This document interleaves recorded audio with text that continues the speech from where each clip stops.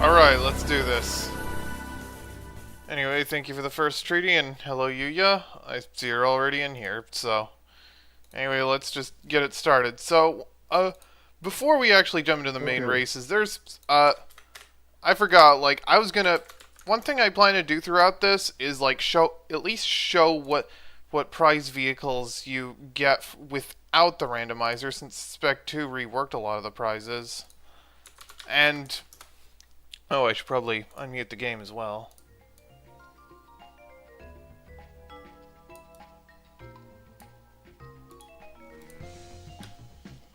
Anyway. And so, anyway, I made a fresh save on a spare memory card because, I mean, I'll go back to the main one after, but because in order to show off what prize vehicles I'd normally get from the licenses and missions, I have to do it on a fresh one, because these are normally one-time things. So anyway, they reworked the cheats a bit. So previously, they worked 365 days in-game once you reach that point, but now they work anytime, and they've also been reworked because some of the button inputs have been taken by other things like this. So anyway, gold all the licenses at once. R1, R2, L2, L2, L1, R1, R2. Oh wait, let's see. Oh, it's R1, R1, L2, L2, R2, R2. Okay.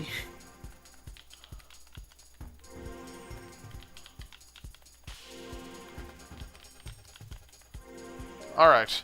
Now to go see what we win normally from the licenses, because I did hear that you get that golding all the licenses is enough to get you through the Sunday, through all the beginner events, so let's see what they give you. And now once I go through all this nonsense, I'll move back to my main save.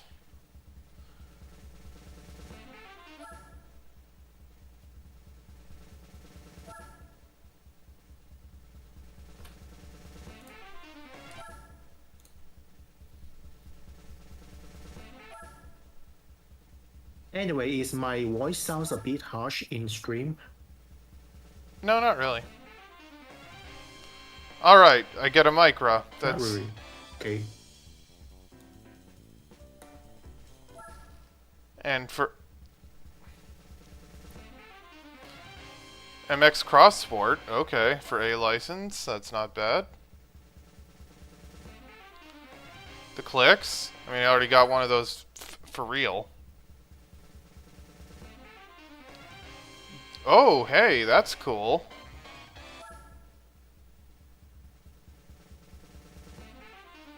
Hey, the Cobra, that's pretty good. And for silver prizes, Sunfire. Okay. Well, there's the Silverado.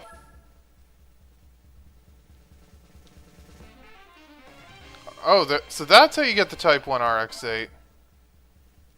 That's a concept car. Yep. Artoon Skyline. I remember poking through the dealership and saw that you couldn't buy this from the Nismo dealer. Oh yeah. Oh yeah, I hear that. Camaro IROC Z.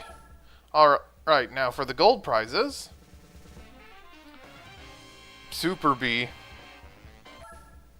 Dodge Charger Super B. 426 Hemi.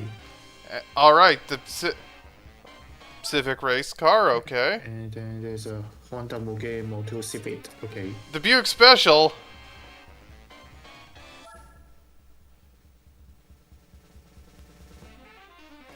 Stratus, okay. Okay, this is a rally car, I think. Yes, it is. And the Cadillac CN for all golds and super. Wait, I think I see that car before.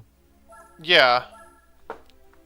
And now to go see what you get for passing all the driving missions. So it's R1, R2, R1, R2, L1, L2, L2, R1, L1, R1, R1, R1, R2. That's... So yeah, this is gonna be a little... That's gonna take a long time. Yep.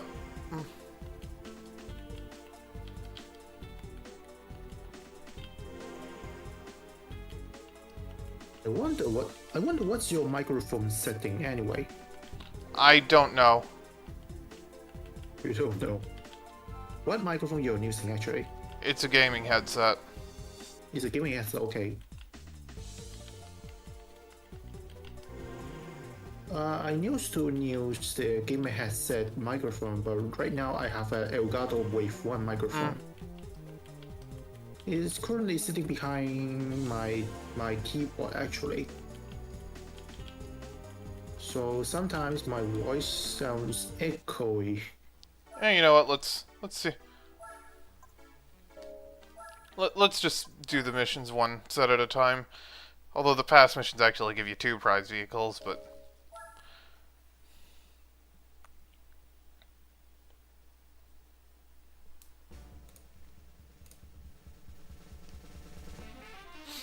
E-Type, okay.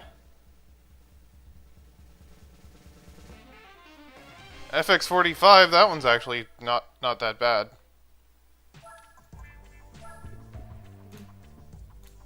Okay, now for the 3-lap battles.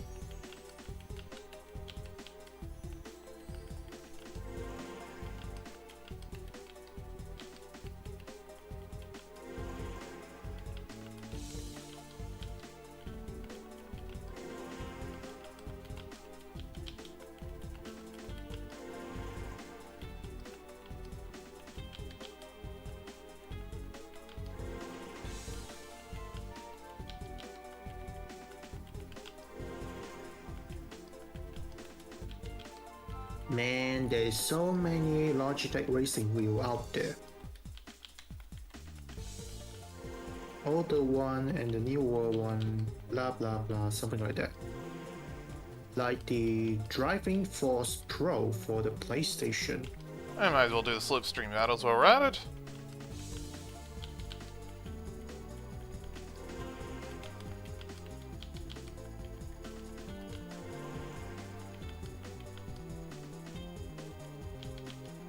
Slipstream Retro 3, Skyline GTR. Yeah, 23. Mission 23 is pretty infamous among GT4 players. Mm-hmm.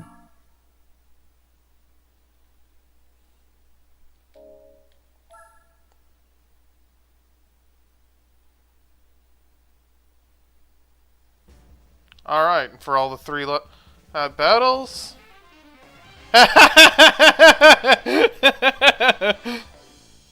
It's a safety car. It's a pace car. It's a meme car. Okay.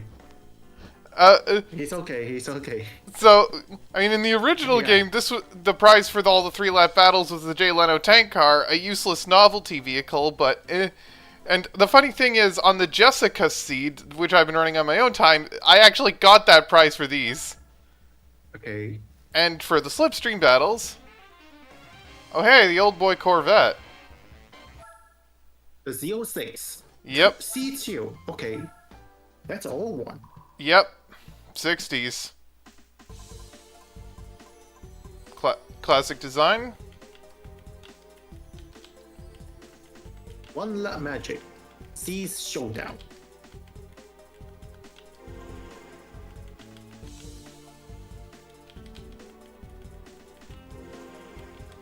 One Lap Magic, Mazda Showdown, and Celica Showdown. And Chevrolet Showdown. Okay. And then the Subaru Showdown.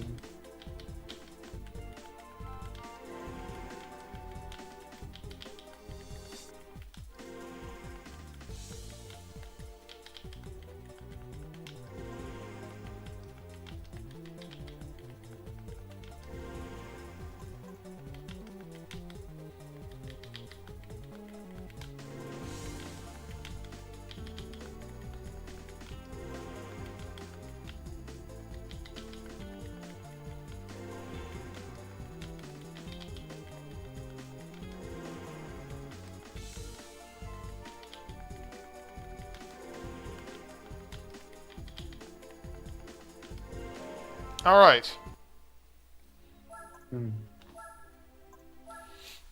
Now to go see the rest of the Press the prizes for the driving missions, and then go back to my main save. Okay. Okay. Oh, we got the Ford GT. For the What first... GLM race car? This is based on the old race car, right? oh hey, the new Pescarolo. It's based on the Ford GT concept from the 2000s, but with the livery of the classic car. Oh yeah, it's the '06 Jute Yeah, race car. Formula Okay. Gran Turismo? What? Ah, it's F1. It's essentially F1 car. Yeah, it's a purely fictional open wheel vehicle, but still.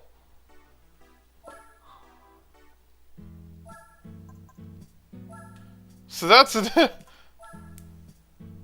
they nerfed the. And yes, it's a V12 engine. So this car is very grippy, I would say. It's And also very how to say this? also it's very twitchy at high speeds. But well, that's Yes. well, that's it. That's the game over. I mean, in the original game, the final set of missions gave you the Nissan R89C, which is a prototype, and well, I guess in Spec 2 you still get a prototype, but but for the chase battle missions, which have been added to this mod, you get this.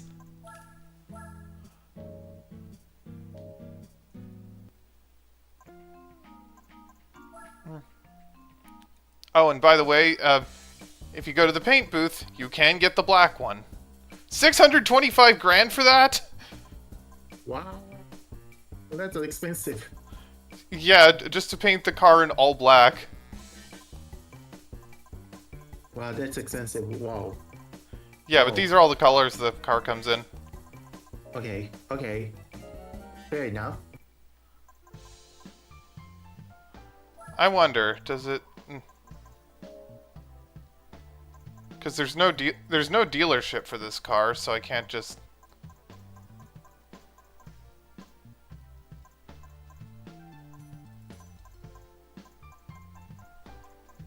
Okay.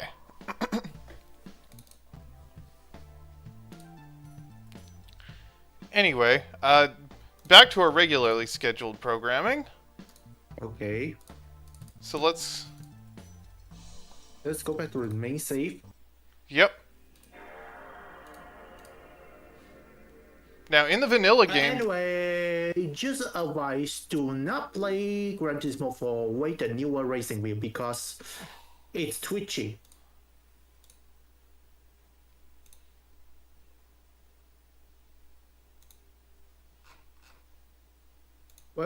Well, I tried it with my Logitech G39 and what is this?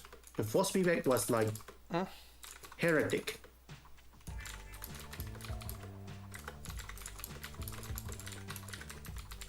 Like it want to sway one side or sway to other side, something like that. Especially when I try it on the most famous Green Hell circuit.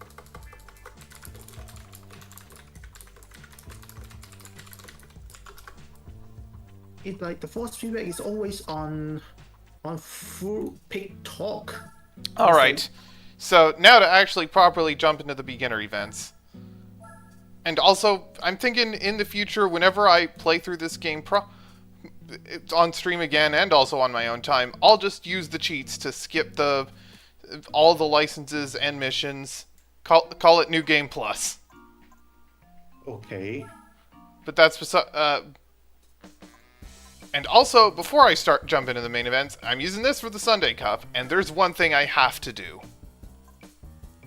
And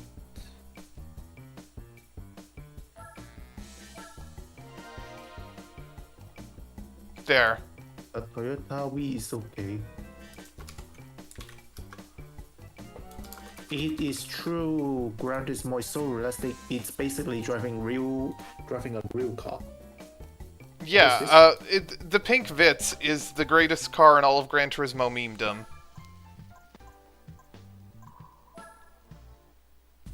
Okay. Oh, no, I don't want to go in here.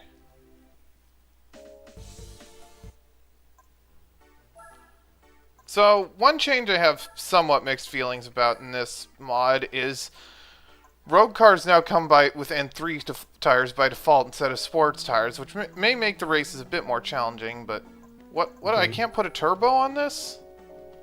Why do you put a turbo on this? I think the car already have a turbo No, it's or normally something. aspirated, so I can't. If it was turbo, Okay. I'd be able to put another turbo on it, but I can't. But I can put a supercharger on it. Okay. That's weird. I'll Okay, consider it. because this place maybe the engine compartment is very small for the Toyota Vitz RS. Yeah, but yeah, It but could then be why can that. I put a supercharger in there? That's probably even less compact than a turbo. It's still a Yeah. forced induction Yeah. device. Yeah. I was like, why? Also, some of the, as you can see, 3 races for many of these instead of 5, so it's been substantially reworked. Okay. Oh, I can see the And force into also, shootout. something interesting for the Sunday Cup: maximum base price $30,000. Also, these don't pay crap money anymore. Okay. Oh, and about that gold car icon, I'll show that off after. I forgot. Mhm. Okay, nothing out of the ordinary here.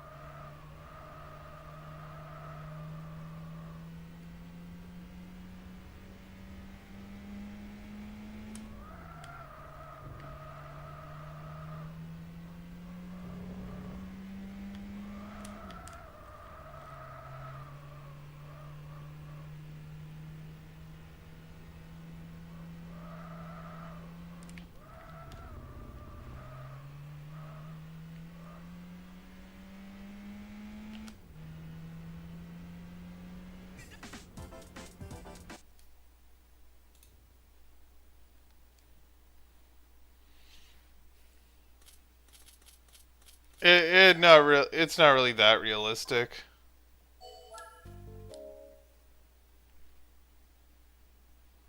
Also, yeah, they changed the results screen. I forgot to mention that because they didn't change the results screen on the missions. But anyway, here's a track that you don't get to go to normally previously in the Sunday Cup, Grand Valley Best. And also, if you go here, you can view the typical opponents. That's neat. And also, another thing they added, you could go straight to your garage from here, Okay. which definitely simplifies things a bit. Anyway.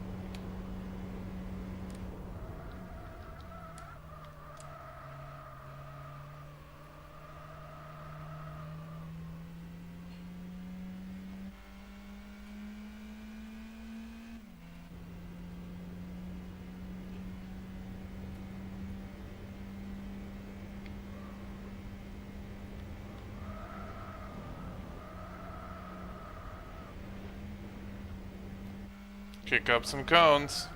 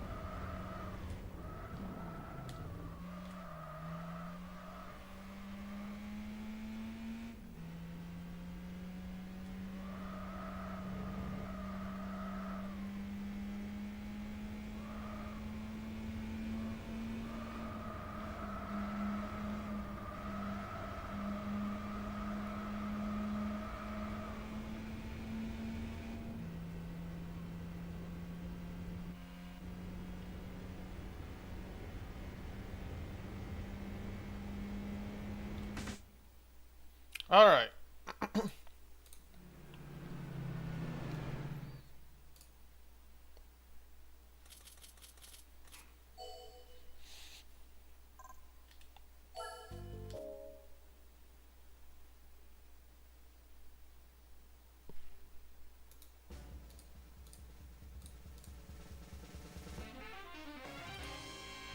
Okay.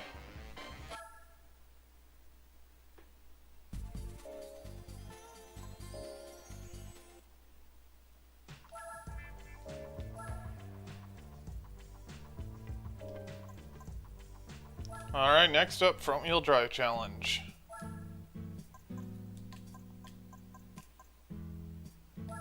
Yeah, let's use this.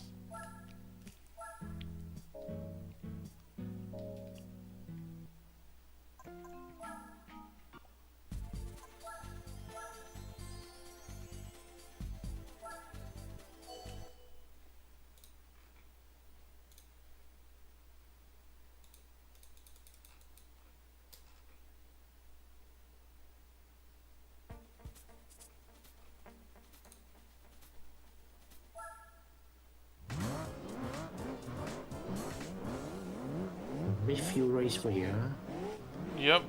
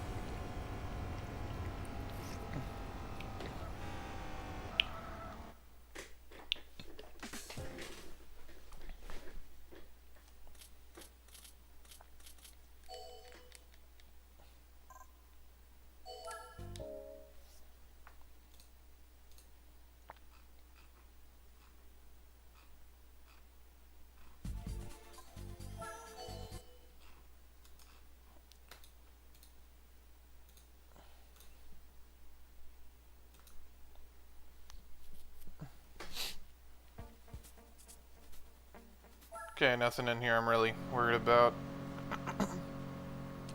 Because this is a tighter track.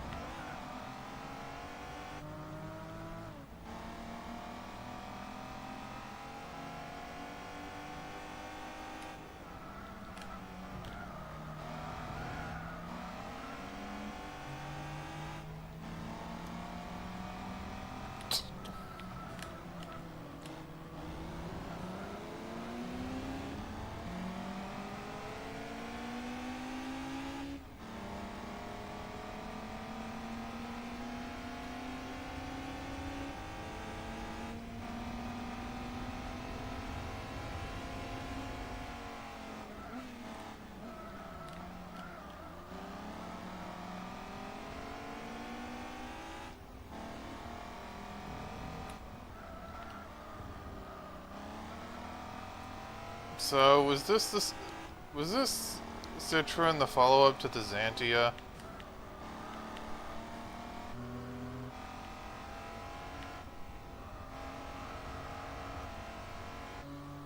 Anyway, I've got the lead already.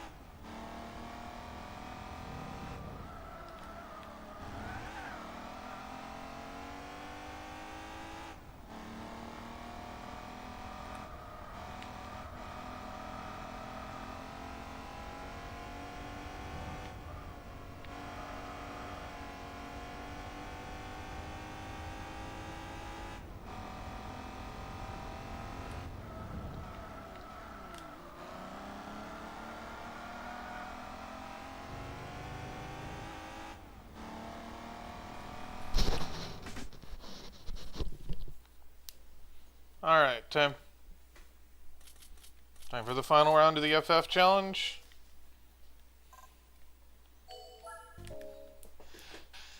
Now that it's only 3 races rather than 5.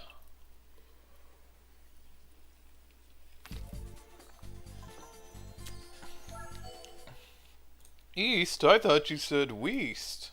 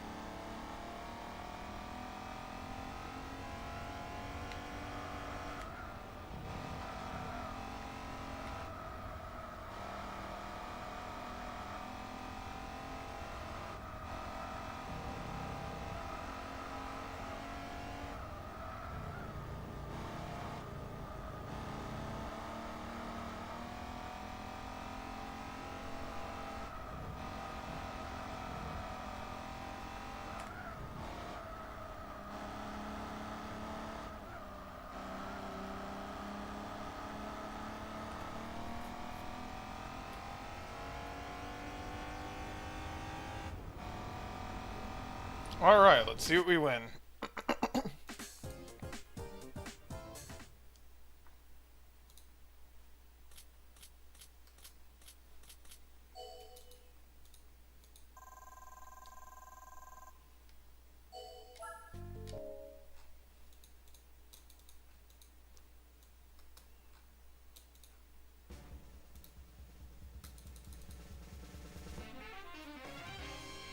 Well, it's not front-wheel drive, but it is a useful vehicle.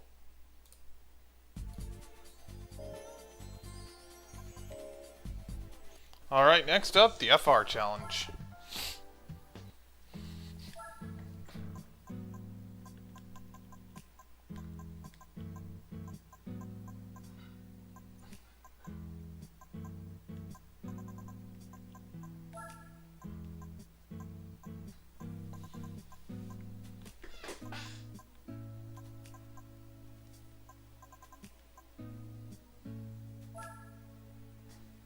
You know what? Let's try the G4.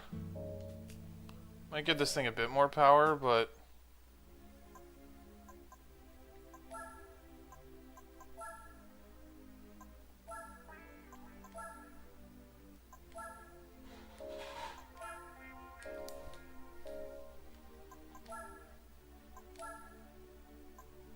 Alright, let's give it a stage 2 tune and see how that does.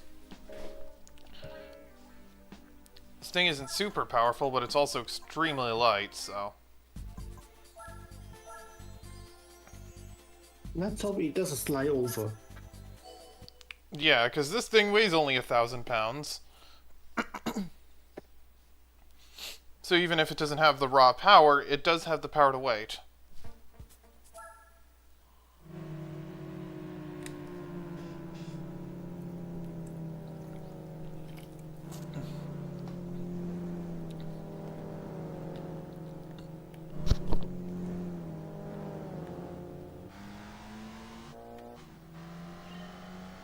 And also, I kind of like how this thing looks, too.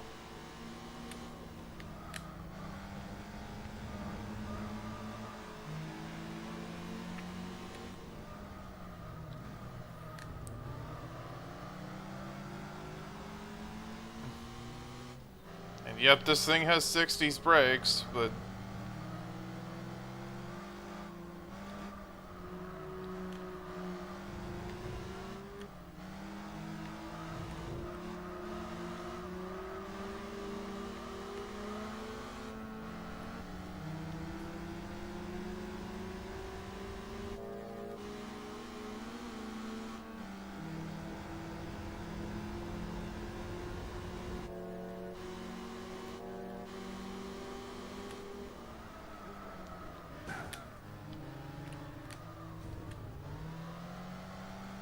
Use the other car as a brake.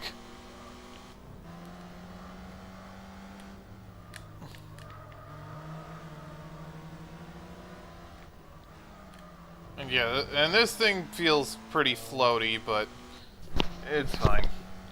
Like if you've ever driven the Lotus Elan in that thing drives much better than this. Like, the Elan is just glue.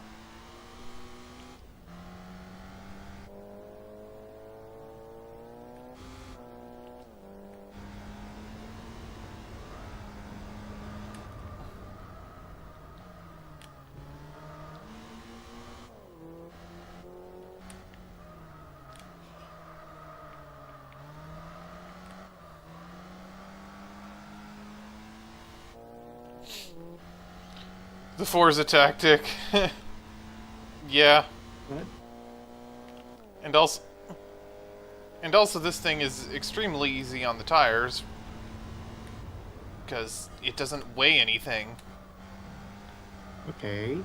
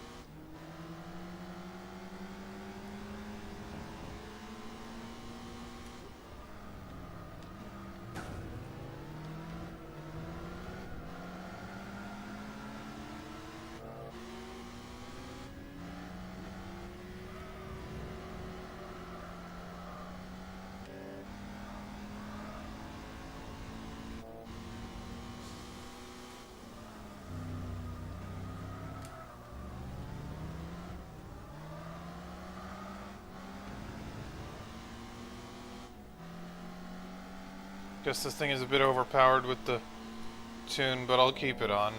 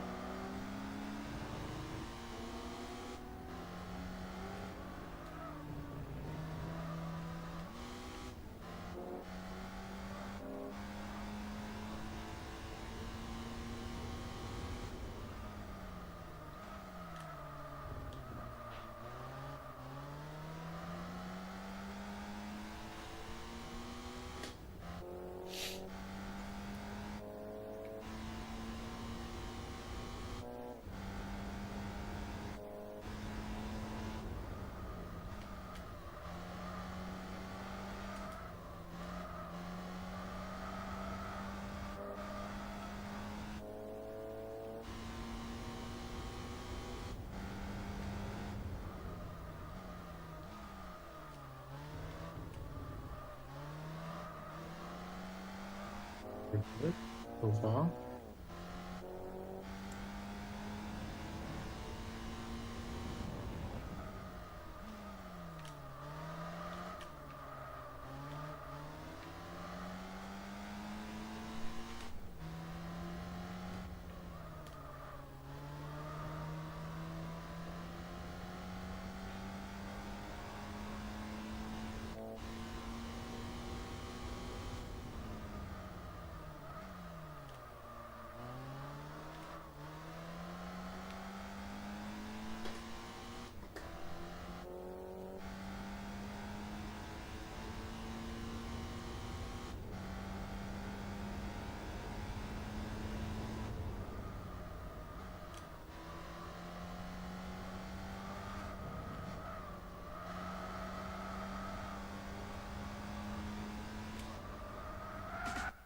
Alright. There we go.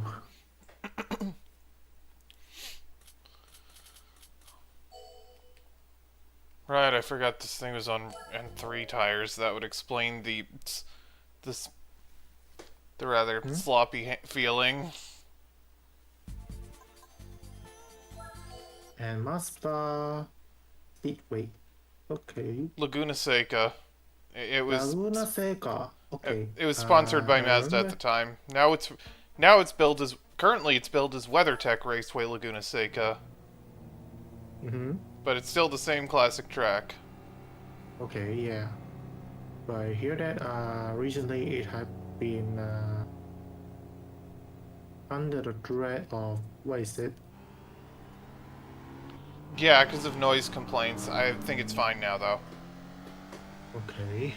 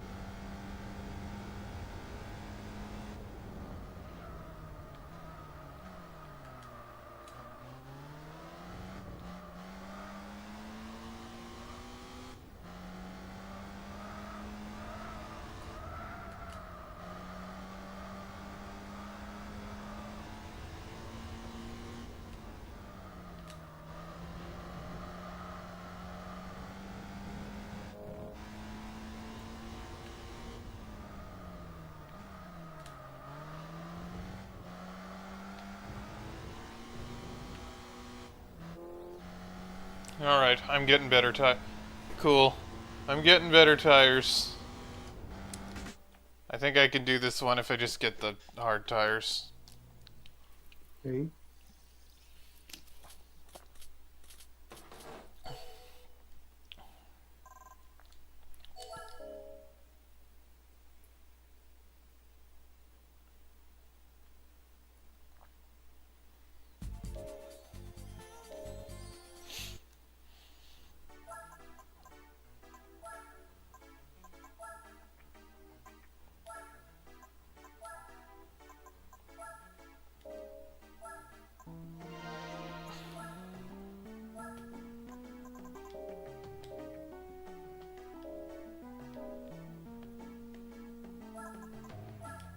Oh, I didn't mean to go in here. But I could repaint the vehicle.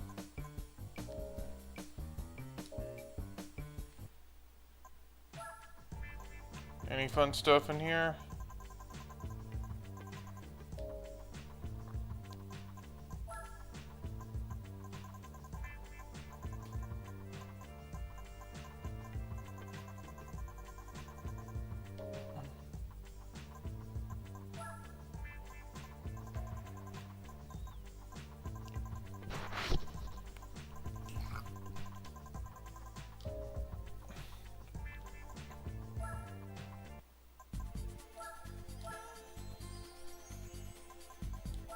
Oh, it's well.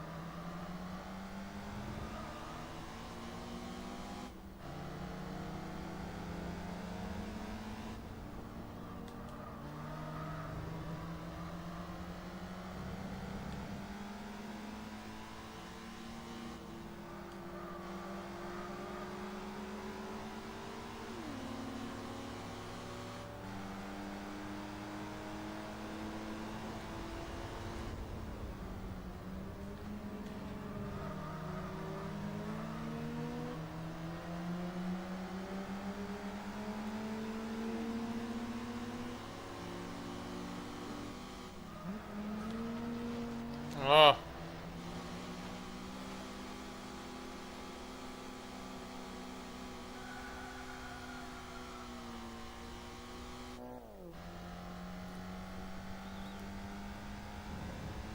I'm gonna still go for it.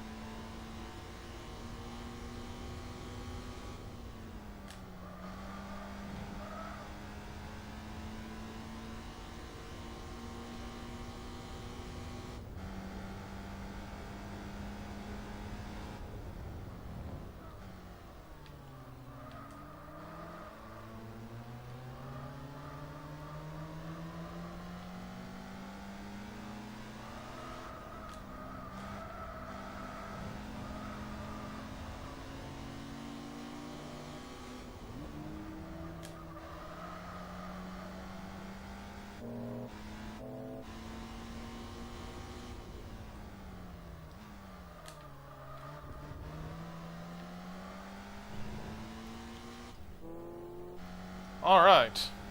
That worked out okay in the end. Now to go see what we win.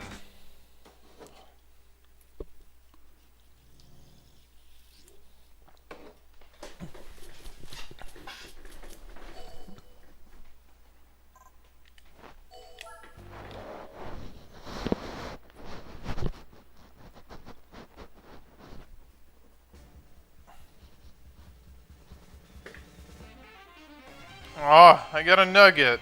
I don't want this. Whoa. Really? Yeah, I got a Citron Zara. Oh. Okay, that's Anyway, artwork. time for the four-wheel drive challenge. Mm-hmm.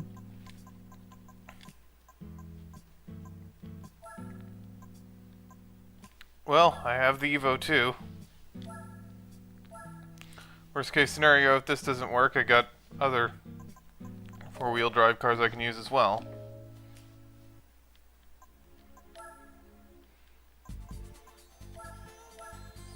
Alright. Grand Valley Best, Apricot Hill, El Capitan.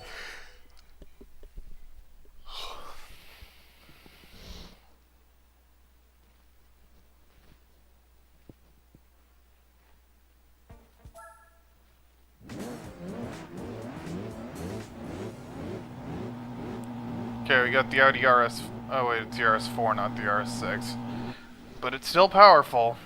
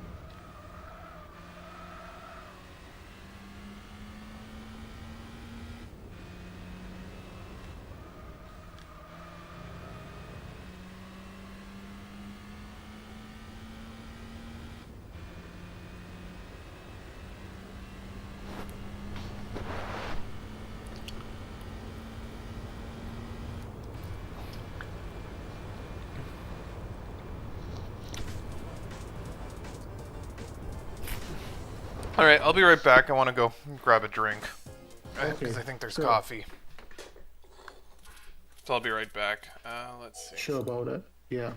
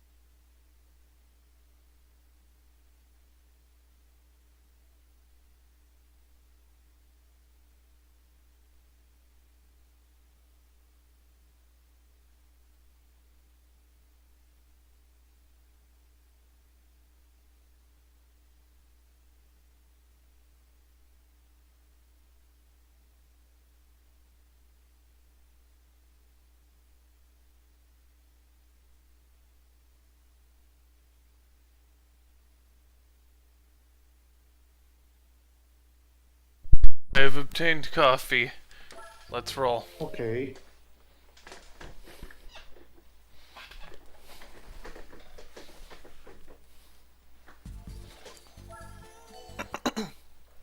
Alright. Plum strip time.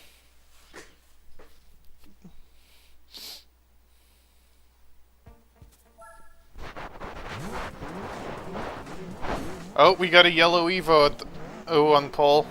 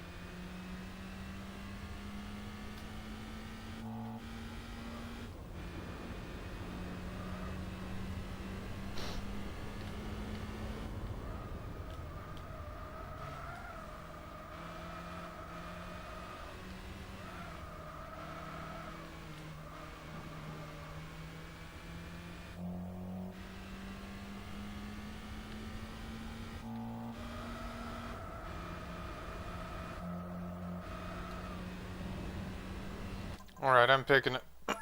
I'm getting the better tires.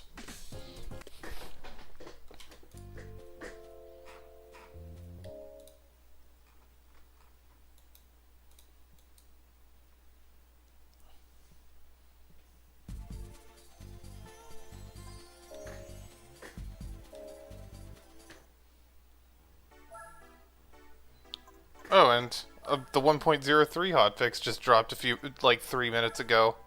I'll get it later.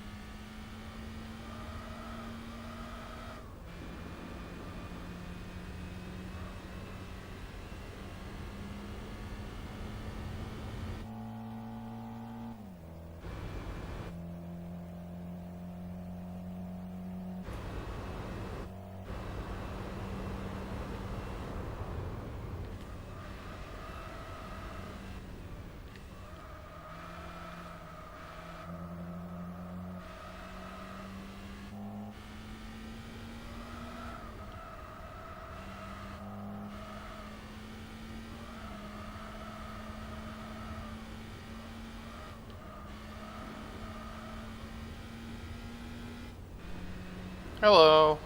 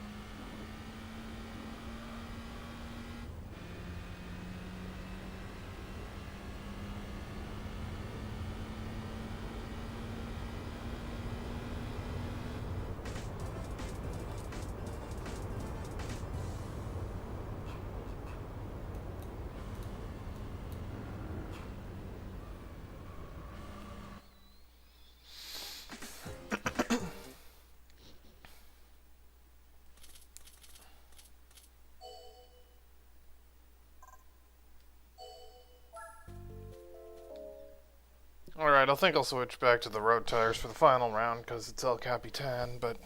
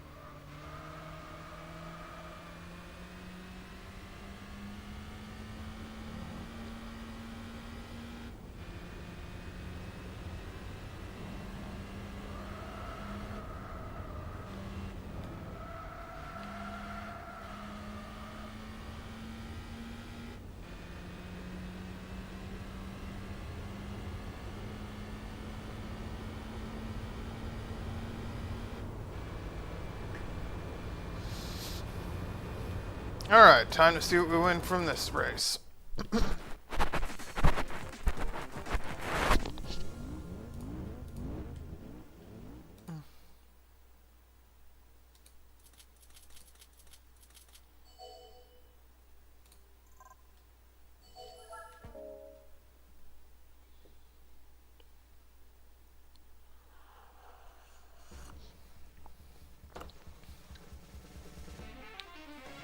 Oh, hey! It's nice. What do you get? Old Mini. Okay. Mini Cooper. Yeah, the old school Mini. Well, it's technically a late '90s model, but it's still the old Mini. Okay, that's good. Yeah, because they actually built the old style Mini all the way until 2000. Mm-hmm.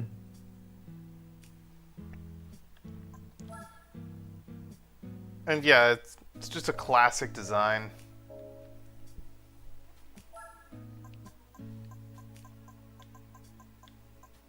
Alright, next up, MR challenge, and I'm not had to create oh, you're going for all golds in the licenses?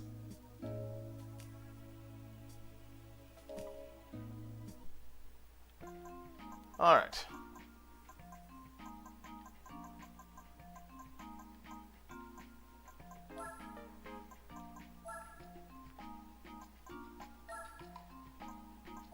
Definitely giving this car a bit more power. Of 224, 271. That's quite a bit. Oh, did you start? You should. Did you start? What? What is it? I'm talking to a chatter. Okay. All right. Let's try stage 2 turbo. See how well that does. Also, actually can have some boost in power ring.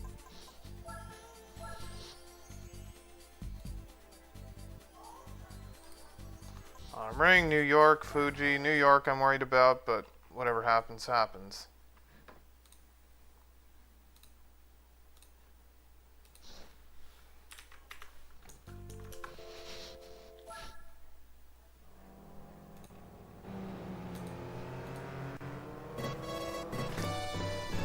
Thank you for the YouTube sub money.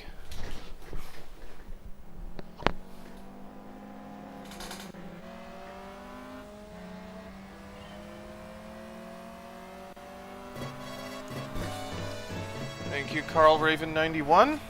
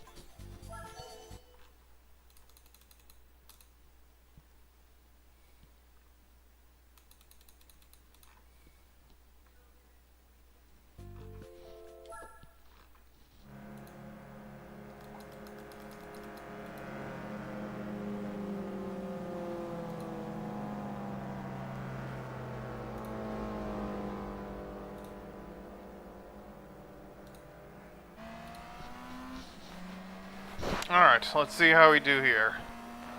Because I'll have the disadvantage on the straights here, but I can probably out-corner them.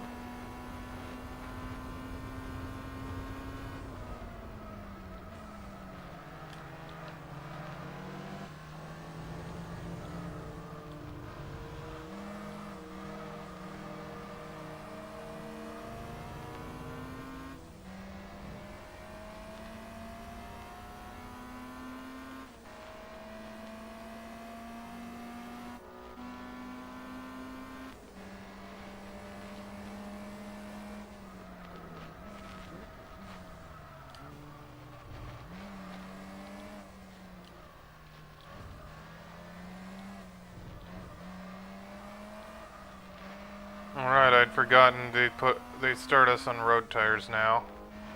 So that's why the car feels so just as slippery as it did in the license test.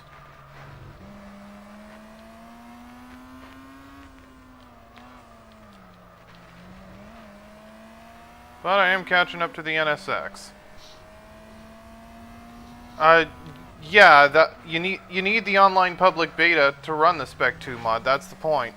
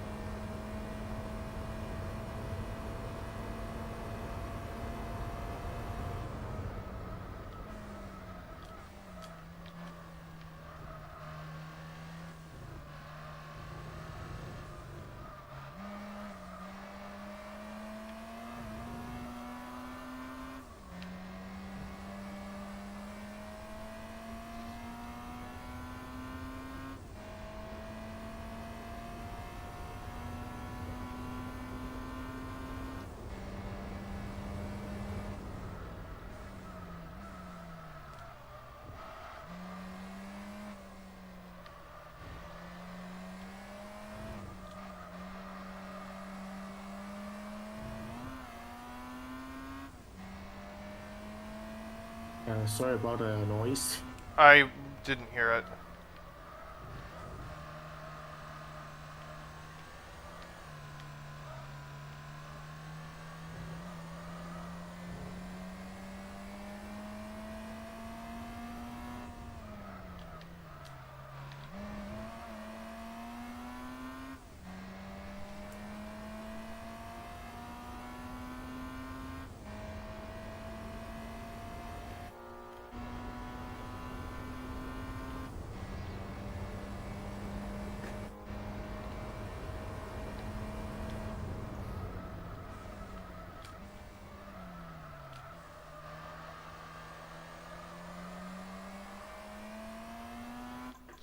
Okay. Get hard tires for this.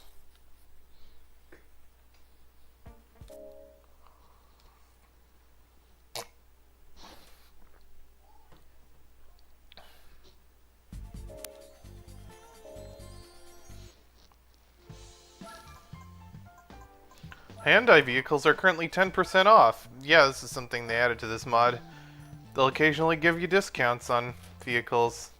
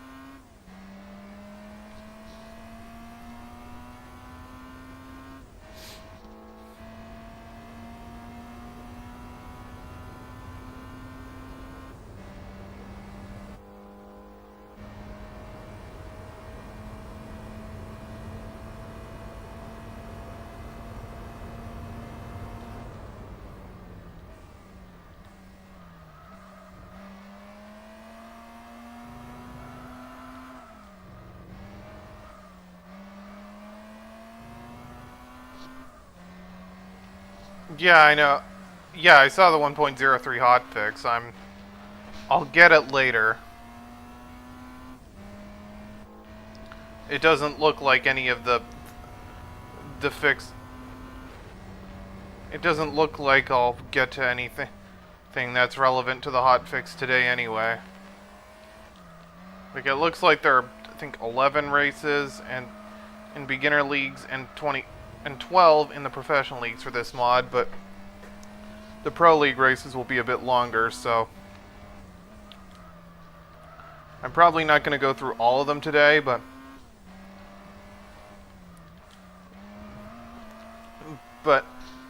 maybe I'll get a start on the professional leagues today, but I won't finish them.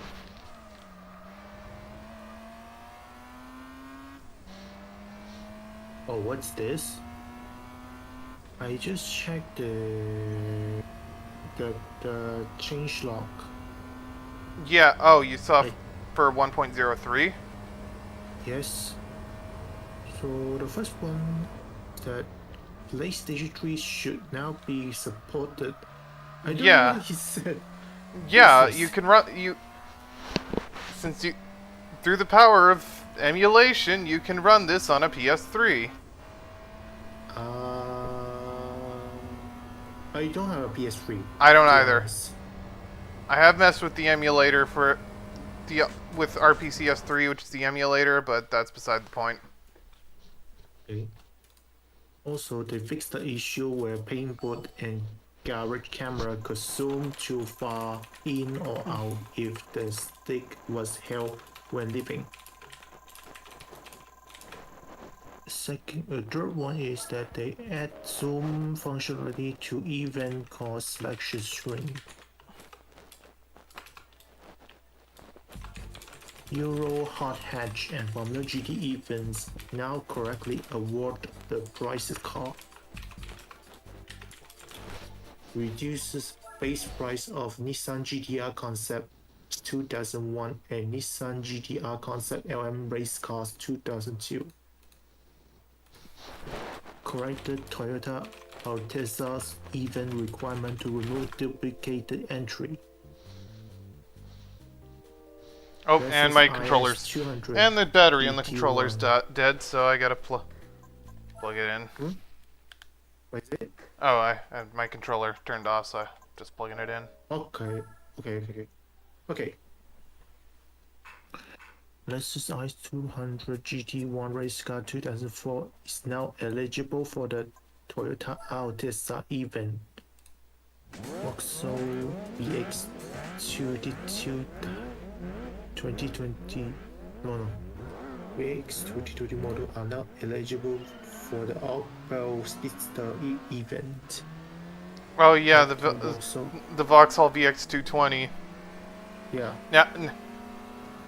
Because there wasn't a separate one make for those, like with like in the European version of GT2, where there were separate Opel and Vauxhall Tigra events depending on which language you picked. Okay. They also added Vauxhall VX 220 opponent to the Opel Speedster event. I saw the changelog for the hotfix earlier. It's just I'm not gonna bother to download it right now. I'll probably download it later today when I'm off stream. But okay.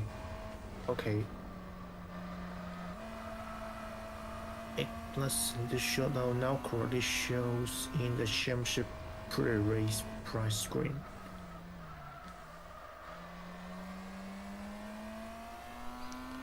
Oh. Hello, bot. They removed a Gillette Vertigo race car 2004. Yeah, because the Vertigo in the vanilla game had massively overinflated power, but so it had power to match the prototypes, but it also had, but it was still basically a GT car for downforce, so it was it was just incredibly uncompetitive. But now the mod nerfs it back to a more realistic power output. Okay, now they remove the car from the GT World Championship right now.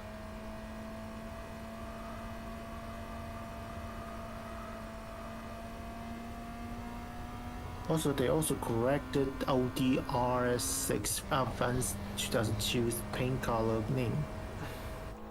This is a minor issue, I think. Yeah, I never noticed that, but I think I do have the RS6 Avant in my garage. Okay. It's just, I don't...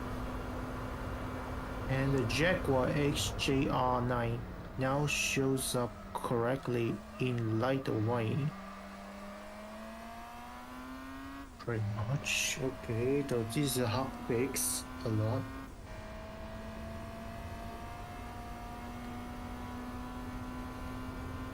Oh, come on. Okay.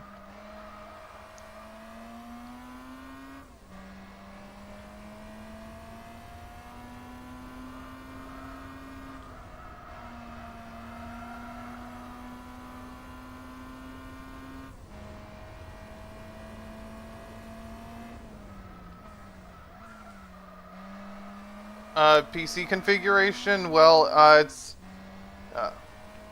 I have a 5900X and a 3080, and... So yeah, it's powerful, but I don't use... I have a powerful computer not to run modern games at high settings, but to run old games at high settings.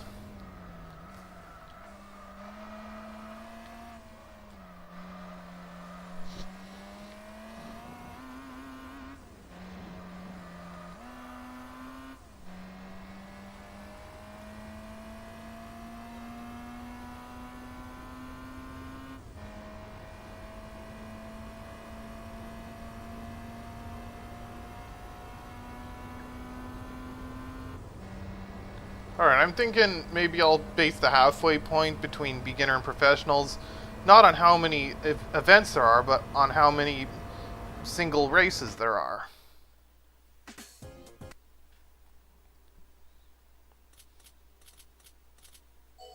Anyway, that's the MR challenge done. MR challenge is done, so... Prize time! What's next? Okay. What's the price this time, bro? And it's the randomizer, so you never know until you know. Oh. A Kusapi. I mean, Kusapi? it's a concept vehicle. Okay. Roadster and Spider, which one? Alright, so 3, 6, 12, 15, 18, 21, 24, 27, 30, 33... 38, 41, 46, 51, 56, 61, 66, 71, 76, 80, 85, 88. So let's see, and then it was 33 for professionals, so 38, 41. So I'll do like the first 2 or 3 professional events today probably, and that would put me at the halfway point for the number of single races between the beginner and professional events. All right, next up, lightweight K Cup. I mean, I don't have to. I don't think I have to use a Japanese car there. So a Japanese car, okay. Yeah, I don't have to. It just has to be. It just has to fit within the length restrictions of actual K cars. And I have a couple cars that aren't Japanese that fit that. Let's see. Also, this counts because I won this because of a glitch earlier, but I'm not using that. And what about the other?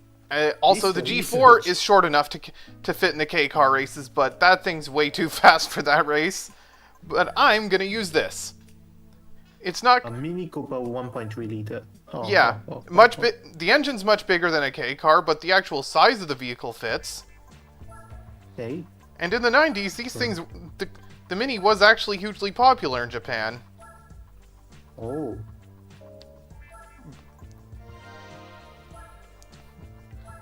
Because, I mean, aside from having a larger engine, it fits right in with the Japanese K cars. Because it's a tiny car with huge personality. Okay. And also we got Autumn Ring Mini, that's instead of beginner course. Autumn Ring Mini, that seems appropriate. All these credits, I did the driving missions last time.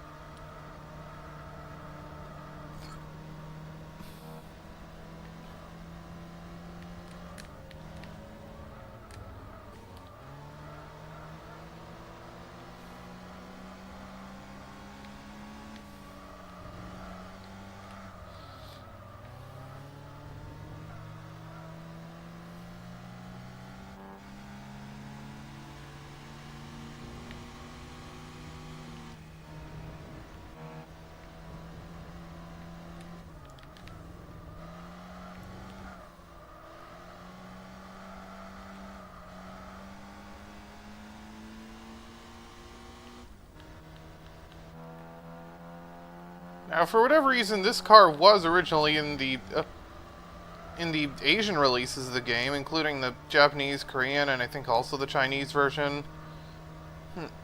But it didn't make it to... I don't think there is I think Asia version to be specific, actually. Yeah, that's what I just said. Mm-hmm. And, but it wasn't in the international... It wasn't in the European or American versions of the game for some reason.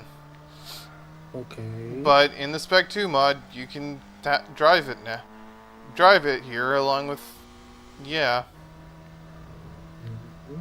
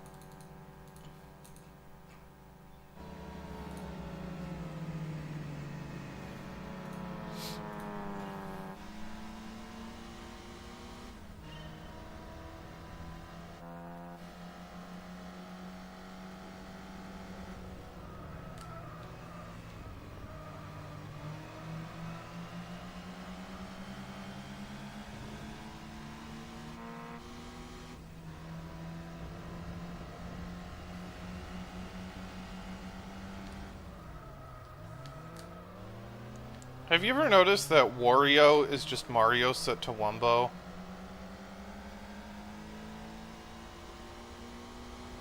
Hmm? What's that? Have you ever noticed that Wario is just Mario set to Wumbo? I'm not sure. Yeah, yeah, I'm really happy that after so many years this game continues to be... Yeah. I mean, GT modding in general is in a really exciting place now. Like, you see, there's a bunch of cool stuff coming out for both this and GT2.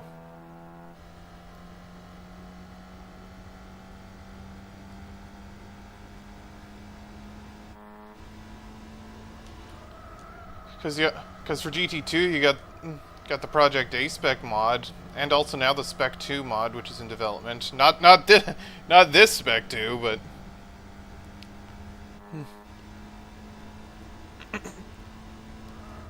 and GT2 A Spec 1.2 coming eventually, and I'm excited for that because and one of the vehicles coming to GT2 A Spec version 1.2 that I'm most excited for is the Ford Transit.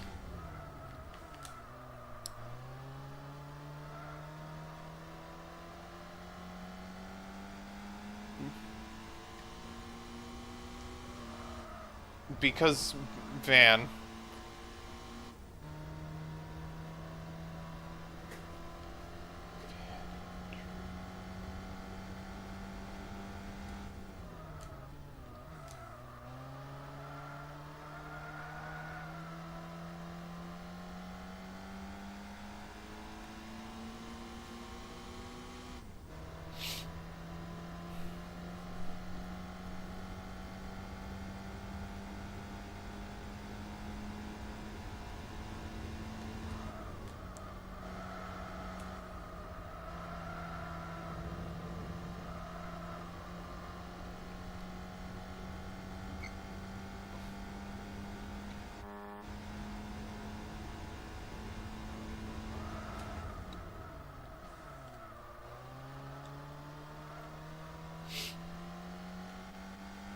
Guess the turbo made the car too fast.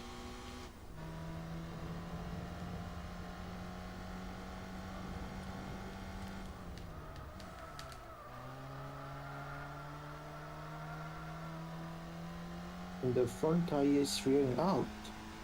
Yeah, because yeah, it's a front-wheel drive car. Mm-hmm. And front-wheel drive cars in GT4 tend to wear out the front tires pretty quickly. I don't know. I've never really kept up with that.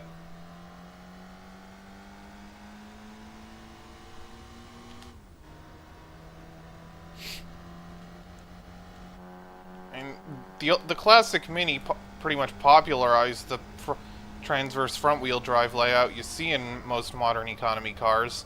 It wasn't the first, but it definitely made the layout popular. Yeah. Because many earlier front-wheel drive cars before the Mini used a longitudinal engine configuration.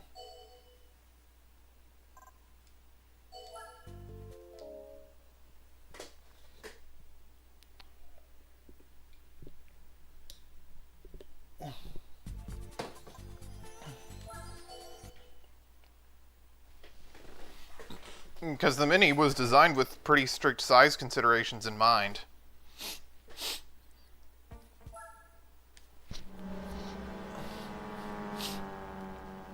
And in general, I just think the old school Mini is cooler than the modern ones.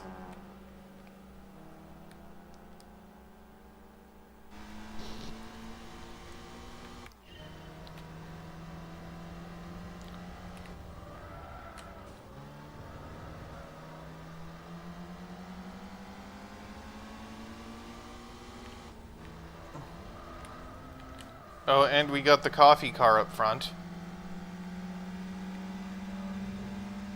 Coffee car? Suzuki Cappuccino. Okay. A cappuccino. Which in this game, the cappuccino in this game is never actually used for any of the coffee breaks, which is funny. Yeah. Although Okay. in GT4 Prologue, which was one of those weird in-between side games, they actually did use the cappuccino for one of the coffee breaks. Okay. Yeah. Yeah, the modern minis don't look that good. Like and also they've gotten big. Like that's a thing with modern cars in general. They've just increasingly gotten larger and heavier. Like a modern mini is like almost 2 feet longer than the old school one.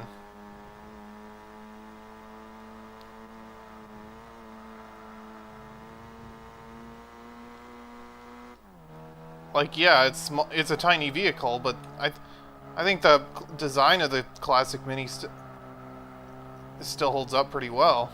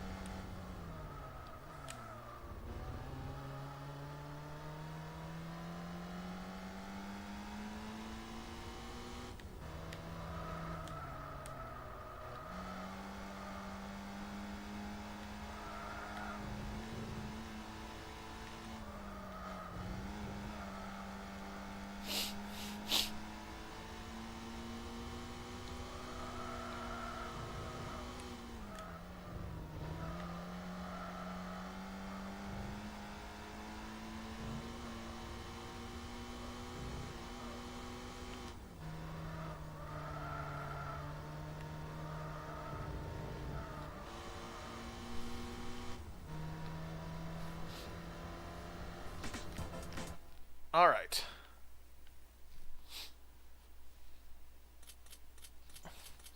Show me the money. And show me the prize vehicle. What's it gonna be?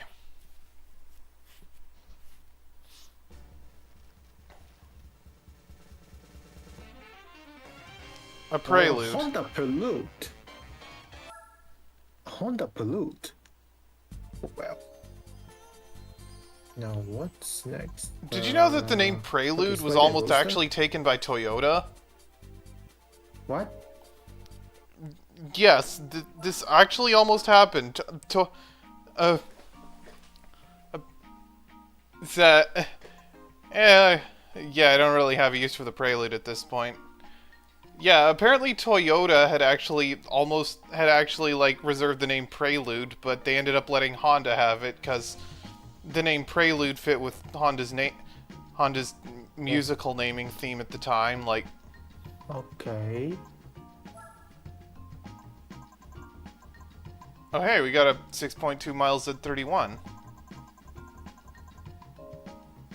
Look, which one you should buy anyway? I'm not planning to buy anything in here. I'm just browsing. Oh hey, we got the Elite Sport 190. Yeah. Shoot.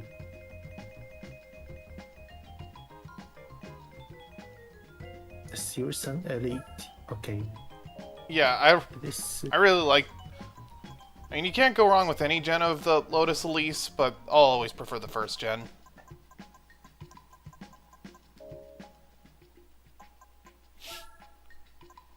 Just got showroom again and. Oh, we got it. Skyline, GTR, GTS, T.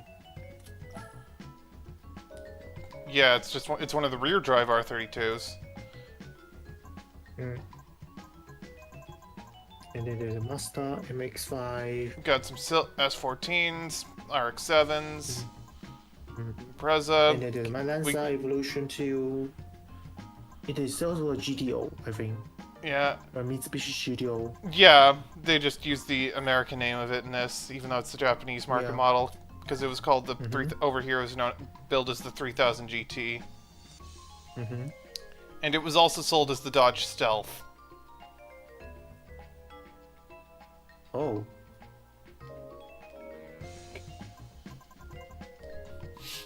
Anyway. Moving on to the event. Alright, next up, Spider and Roadster. Which car we should use? By the Roadster, that means the car will be convertible. Miata. I mean, I might. I guess I can't sort by convertible, but I do have a couple of them, and I could use the MGF as well, but I don't want to use that thing again right now because I already used that earlier.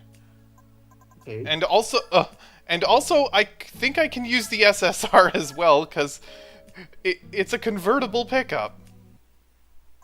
Convertible pickup. Okay. Yeah, yes, and it's also eligible for the truck series. Okay. Because But I'm gonna save it for the truck series, so I'm gonna get in one of the. I'm gonna use the Miata. Well, one of them anyway, because I have two. I got the NA and the NB. Yeah, let's use Which the. one? I'm gonna use this one. Which one you should go? J Limited? Yeah, the first gen.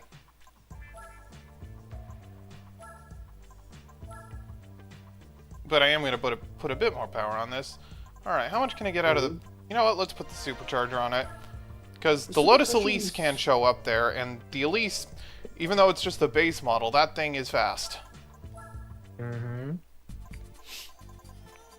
Well, it's lightweight and it's mid-engine rear-wheel drive. Yeah. So yeah. But the problem is, about the Elise, that car space is small. Yeah, but in game that doesn't matter. In game that only makes it better, cause small. Okay, we don't have the Elise on here, but we do have the Opel Speedster, which is based on the same platform. Oh yeah. I can see that. And we got a Z4 up front. Okay. Oh, 206 again. Yes, we got a modern Peugeot driver in this.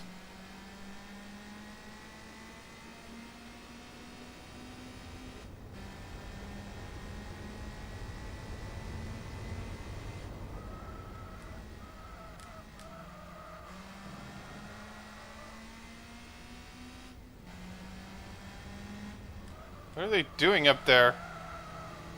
Whoa, that's a chaotic. That's a chaotic event.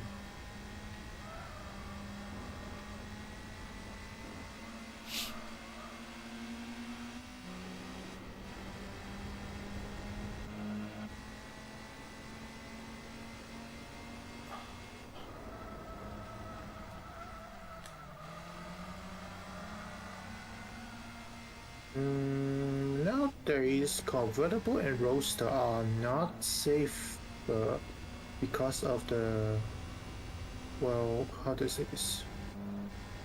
Russian gas regulation, something like that. Yeah.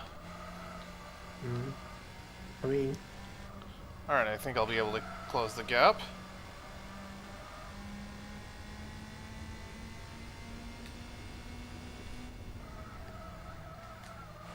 damn it, that BMW. And that thing does have a bit more power than I am, but I can outdrive it just fine. Oh yeah. And Motegi is not one of my strong tracks anyway. Is that a Z4? I Yes, think. it is. Funny enough, a later generation Z4 was used as a basic platform for the 5th generation Toyota Supra. Yeah, the current Gen Z4 and the current Gen Supra are based on the same platform and have the same mechanicals. Mm-hmm. Yeah. Except the Supra recently dropped the Turbo 4. So now it comes only with the 6. Okay. I think the main reason Toyota partnered up with BMW for the Supra revival is because they wanted an inline 6. Just like the old Supra. Okay. And but they don't have their own inline-six engine. yeah, right now they because- Toyota hasn't had their own inline 6 since the 2000s. All the 6s they currently build are V6s. And they wanted an inline, and for the revived Supra, they wanted an inline 6, just like the old ones, rather than a V6. And then there's a matter about the Toyota 86. Yeah, that's a Subaru joint venture, which is why it has a flat 4 engine. Mm-hmm. Yeah. So yeah. Not the only not the cars first that time were there's been a completely Toyota with a by flat Toyota engine, but still, are because the GR Yaris and the GR Corolla. yeah, those are 3 cylinders. Mm-hmm. Over here, we don't get the GR Yaris, but we do get the GR Corolla. Yeah, the GR Corolla is much better because think about this. The Corolla Sports is also, and Corolla Sedan are based on the same platform. And Except What is it? except the GR Corolla comes only as the hatchback. Yeah, and it's sharing the same platform as the Corolla Sports, correct? I don't think we have the Corolla Sports over here. Corolla Sports is Corolla hatchback. Yeah, we don't over here. We don't call it the Corolla Sports. We just call it the Corolla hatchback. Yeah. We don't get the hatchback of the normal Corolla either Hmm. in Malaysia. In Malaysia, we got the sedan one. Yeah, and also in 2017 we got the Honda Civic Type R for the first time, and that comes only as a hatchback. And that also marked the and around that time the mainline Honda the mainline Civic hatchback actually returned to us because we hadn't gotten what are you What is it? I don't know what this person's going on about What is it? Let me check. in the YouTube chat. What in the world? Yeah, It's I think it's. Oh boy. I'm confused. Me too. Is that a spam bot or something on YouTube? I think so. Oh boy. And I don't know how to like ban people on YouTube, so from YouTube chat. So okay, no, but what? Why? Stop saying that. Oh boy. This guy. What the heck? What? What? Let me check.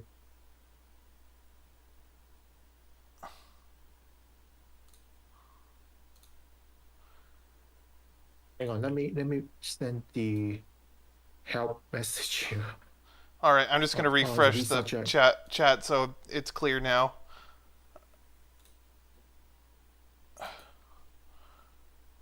What?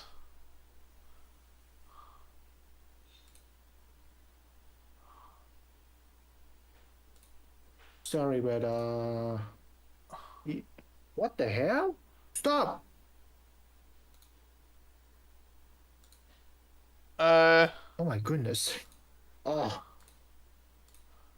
Mizumi, do you see my VC message? Let me check. In the VC. Oh yeah, I see it. Okay.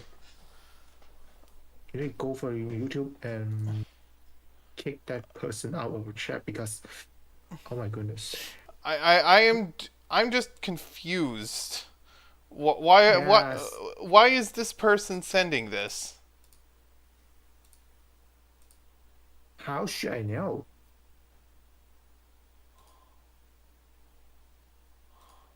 No one is talking I don't about need your to know teaching these job. things.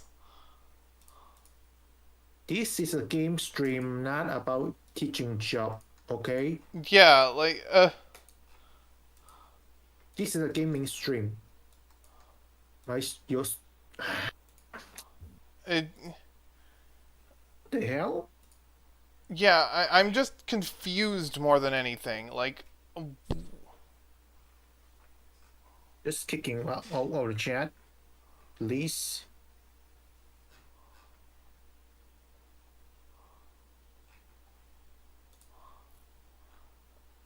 yeah, please, you don't need please do not I don't need to know any of this.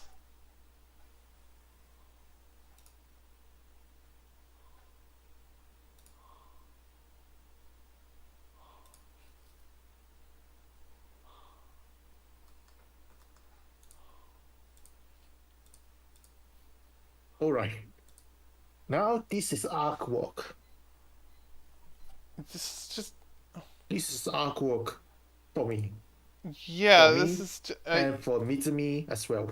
yeah, you know what? I'm just gonna time this person out. Yeah. 90% out because he's saying something that is making both of us confused. Yeah, I'm Okay. like I don't.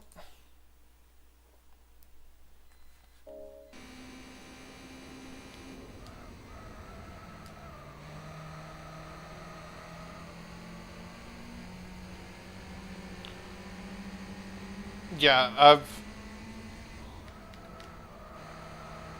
So back to the car topic. Anyway, back to our regularly scheduled programming. That was that was weird. Yeah, that was weird. I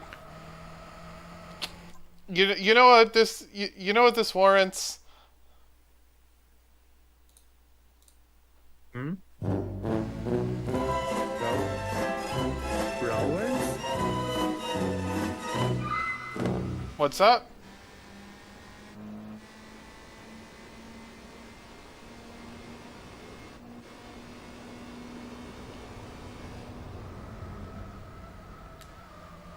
Okay, so in Malaysia, the regular Corolla is only available in sedan form, but we also got the GR Corolla as well. Yeah, we like starting in 2017, we got the Honda Civic Type R for the first time, and it comes only Let as me a s- hatchback, unlike the mainline Civic. But and that's also actually. and we also got the mainline Civic hatch around that time Mm-hmm. again, because for a while since like the 8th gen Civic, Malaysia we had only missed got out on the Civic the hatch. city sedan, while we also got the Civic Type R as well. Do you not get the mainline Civic hatch? No, Yeah, only sedan, yeah, only the sedan in Malaysia. yeah. I think with the 7th gen Civic, the only hatchback we got was the Civic Si, which was the European Mm-hmm. Civic hat. Except that was the Okay. European Civic hatchback, so it looked way out of place compared to our actual Civic. And then for the 8th gen Civic, we didn't even get, and Yeah, the yeah, 8th yeah. and 9th gen Civic, we didn't even get a hatchback at all. But Uh-huh. with the 10th gen launched for 2016, we got the Type R for the first time, and the Civic hatch came back. Mm-hmm. Heck with it. It's weird. It's weird that Honda decided to list the Civic Type R in Malaysia, but the Georgian Type R is a hatchback Yeah. instead of a sedan. Well, here's the thing. I mean, they did make in the late 2000s. There was a Civic Type R sedan, Mm-hmm. Yeah. and here's the Yeah. funny thing: the international market sedan version of the 8th gen Civic, like the late 2000s one, that Mm-hmm. was technically a rebadged Acura, Mm-hmm. because Yeah. the international market version of the 8th gen Civic sedan, which was different from the Civic sedan that was sold in the U.S. and Canada. The international market Civic sedan was actually a rebadged version of the Acura CSX, which was a variant of the Civic platform that was exclusive to Canada. Mm-hmm. And and the design of the CSX was the basis for the international market Mm-hmm. Civic sedan of that gen. Oh, by the way, we only Malaysia. Speaking about the 8th gen Honda Civic, we only got the sedan one, both the regular and the Type R. Yeah, we got the regular for the 8th gen Civic. We got the a sedan and a coupe, and we didn't get the Type R until the 2010s, but we did have the Mm-hmm. Civic Si. Okay. Like, has the coupe version of the Civic ever been sold there? No, only the sedan. Yeah, because there used to be a coupe version of the Honda Civic that was sold over Maybe here. because a coupe version is very difficult to get in for families, I think. Yeah, Because but yeah, there used to be a notchback coupe version of the Civic, but they don't make it anymore. mm, mm-hmm. And there also Okay. used to be a Honda Accord coupe as well. Yeah, but I don't think a Honda Accord Coupe is available in Malaysia. Yeah, they don't make Officially. the Accord. They don't make the Accord coupe anymore, and the coupe version of Mm, the Accord was mainly more of an American thing anyway. Like, for instance, the third gen Accord from the late 80s was the first Accord gen to offer the notchback coupe, because prior to that it had been offered as a three-door hatch, but... And GT4 does have the third gen Accord coupe, and the third gen Accord coupes were actually all American built. And they did sell them in Japan in Japanese spec, except they were American built and in left-hand drive rather than right-hand drive. Yeah. So about the left-hand drive thing in Malaysia is also right-hand drive. Yeah, I know Malaysia is a right-hand drive country. Is it legal to use left-hand drive vehicles there? I do not think so, because think about this. Because most people are driving right-hand drive car. Yeah. Because Japan is also technically a right-hand drive country, but they can, but a lot of foreign cars there are sold there, or have been historically sold there locally in left-hand drive. Let me check something. Yeah, like in Japan you can use left-hand drive cars there, and they're not uncommon there.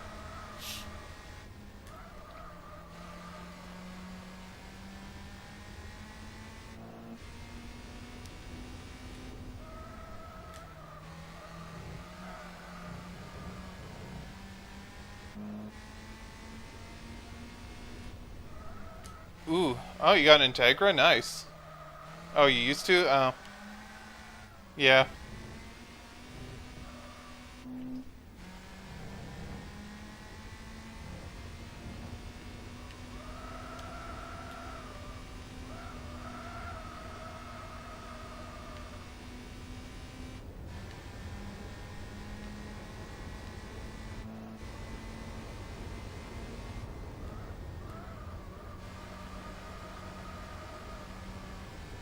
I mean, if you are going on the all the parking lot where the machine is on the right hand side, you will get into some inconvenient with the left-hand drive car. Yeah. And I'm Canadian, and Canada is a left-hand drive country, but occasionally you do see Japanese domestic older Japanese domestic vehicles that have been imported, and those are right-hand drive, and you can't, because you can import any vehicle that's older than 15 years here without any real restrictions, and that includes right-hand drive vehicles. Yeah. For instance, all right. Oh, yes, yes. Oh yeah, a Ford GTLM race car. Yes. And someone around where I live has a Suzuki Carry pickup, and that thing is right-hand drive and also tiny. Suzuki. Yes, it's a Japanese K truck, so it looks silly compared to the vehicles that are actually sold locally here. Oh boy. Because not only is it right-hand drive, but it's also a tiny vehicle. Okay. All right, let's. I think Malaysia used to be selling some minivan in Malaysia, but nowadays I haven't seen much anymore. All right, so next up, the 4-cylinder shootout. 4-cylinder shootout, which car you would have to choose? I could use the Prelude. Prelude, okay.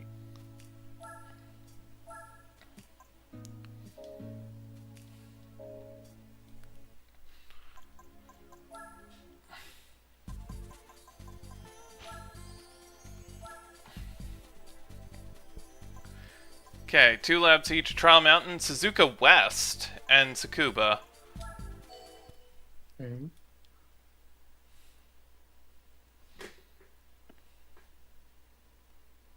Let me double check something first. Oh, hey, hey, we got a Honda Odyssey on there. Honda Odyssey,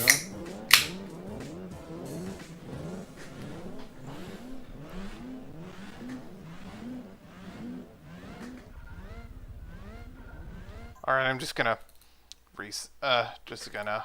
reopen the emulator because it's lagging a bit, and this usually fixes it. Whoa. Okay. Yep. Alright. The Odyssey? Wait. The Honda Odyssey? Yeah. You ran? Gosh.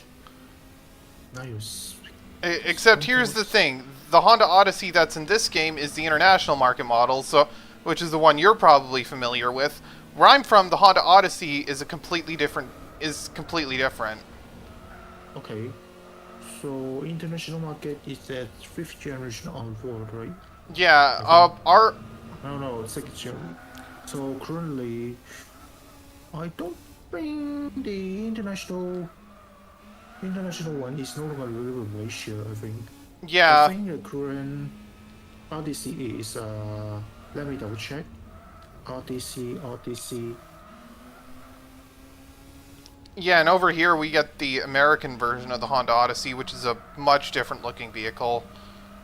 Oh, okay. And for a long time, our Odyssey has come with a V6 engine.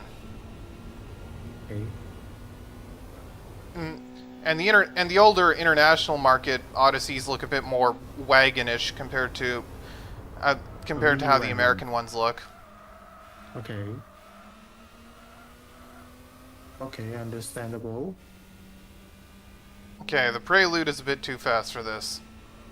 You sure?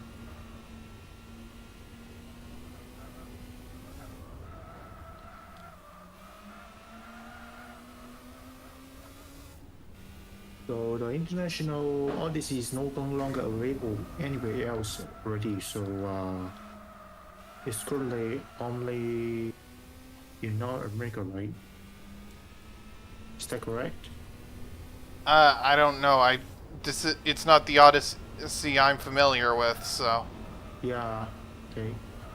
The international Odyssey is no longer in production, I think. Like in Malaysia. So the Malaysia they don't sell that.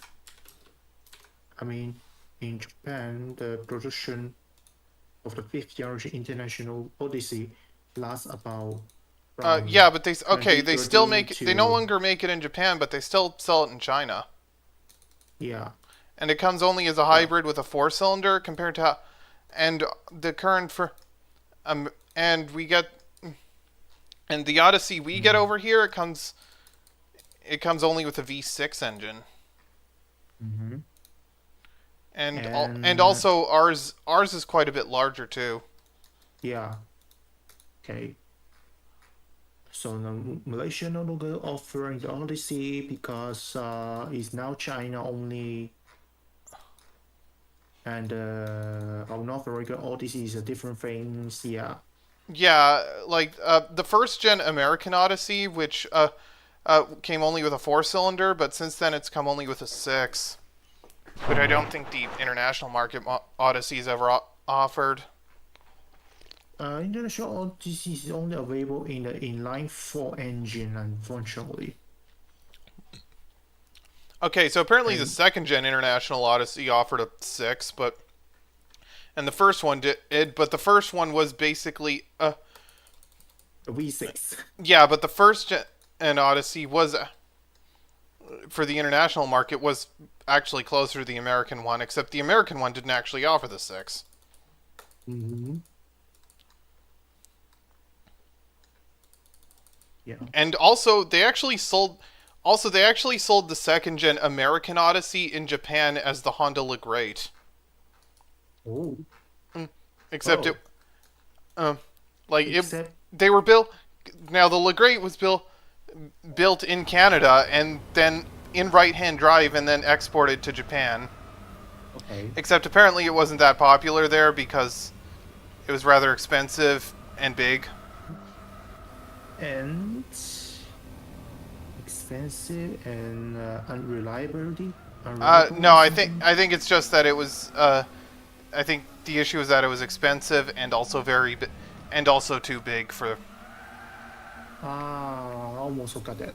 Malaysia, Japan's road is pretty much tiny, pretty much tight, Yeah, I think. I mean, over here the roads are probably a bit bigger, so like we have hmm, large vehicles like that are common. Like, have you ever seen the big American pickups?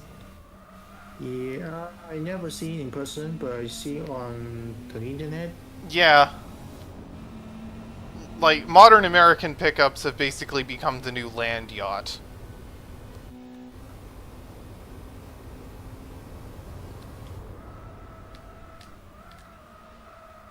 I wonder what Ford sell in Malaysia. Let me double check.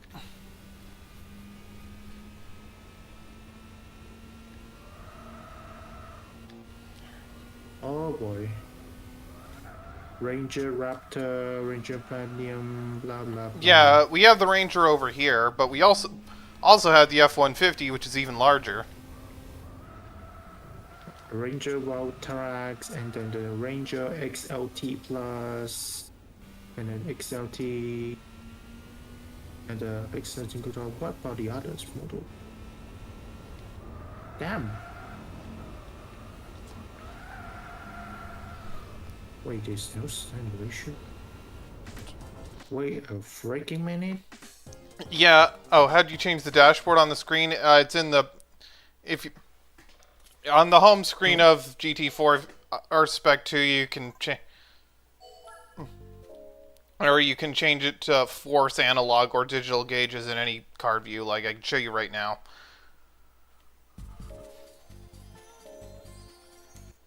Like if on this screen, if you press start, you can choose race gauge mode, and it'll and force it to always analog or always digital. And yeah, I don't like modern pickups either. They've gotten too large.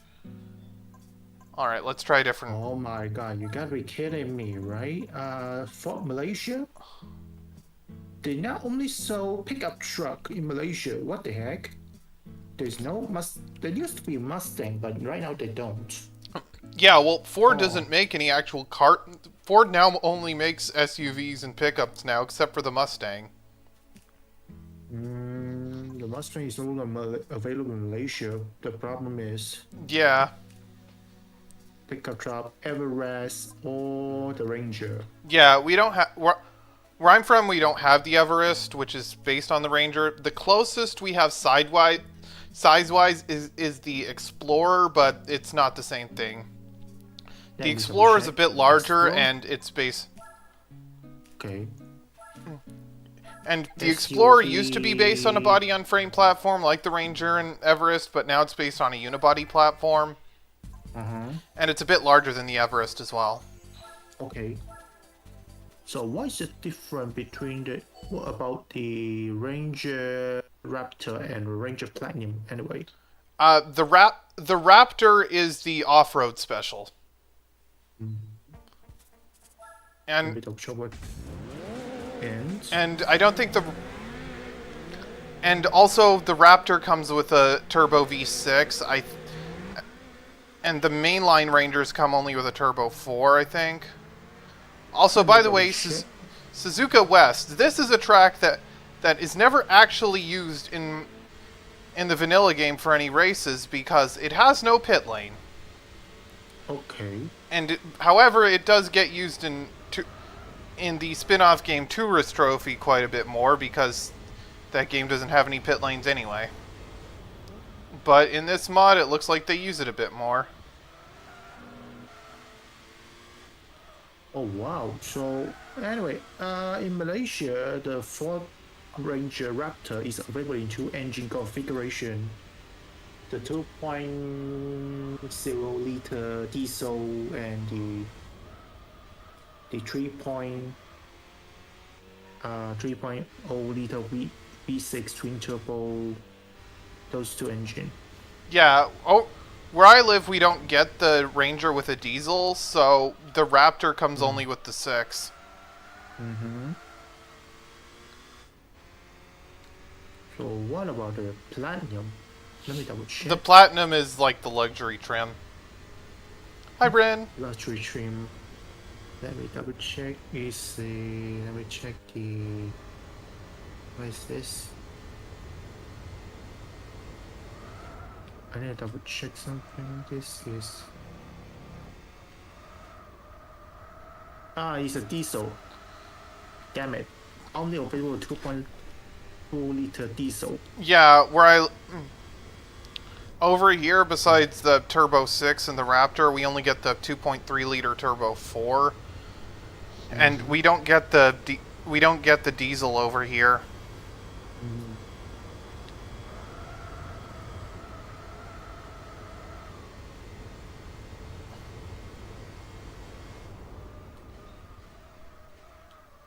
What is the wild track trim of the Ranger anyway?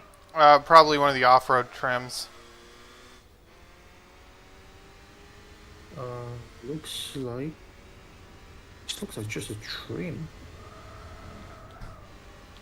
The XL plus and X. There's also a single cap.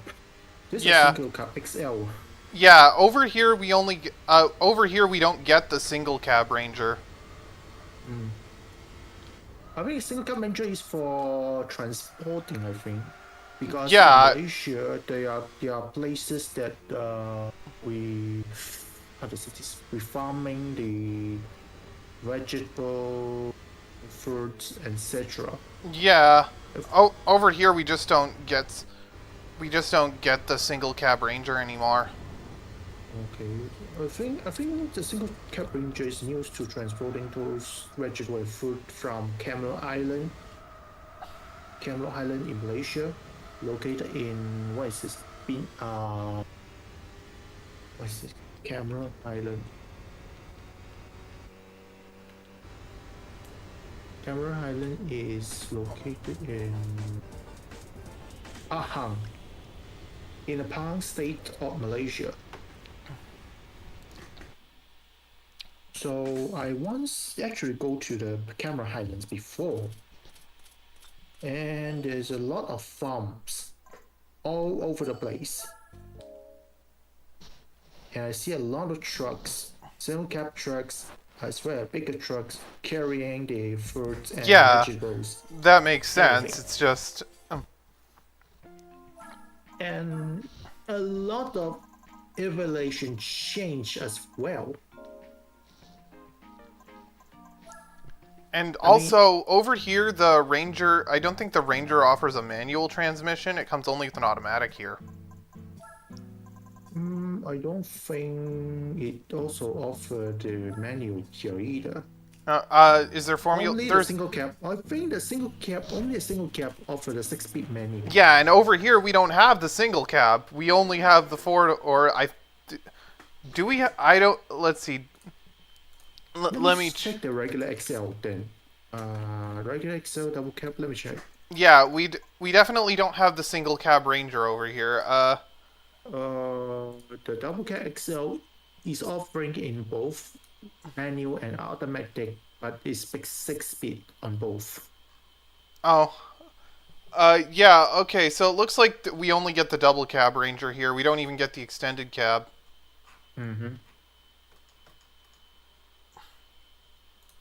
XL, and then there's also XL Plus. Also, there aren't Formula cars in this game. There's just the one. It's the Formula Gran Turismo, which is a purely fictional vehicle.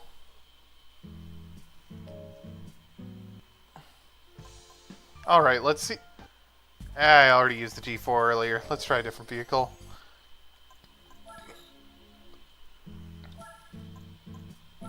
What else do I have that's a 4-cylinder that I haven't used yet? Oh, I know.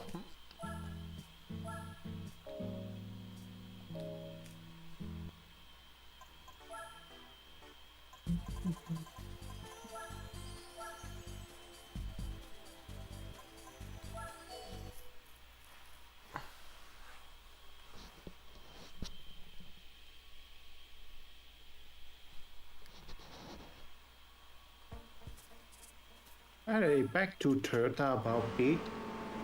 So, in addition to the Corolla Sedan and the GR Corolla, we also got the Corolla Cross. Yeah, Both the petrol form and the hybrid electric. yeah, we have the Corolla Cross over here as well.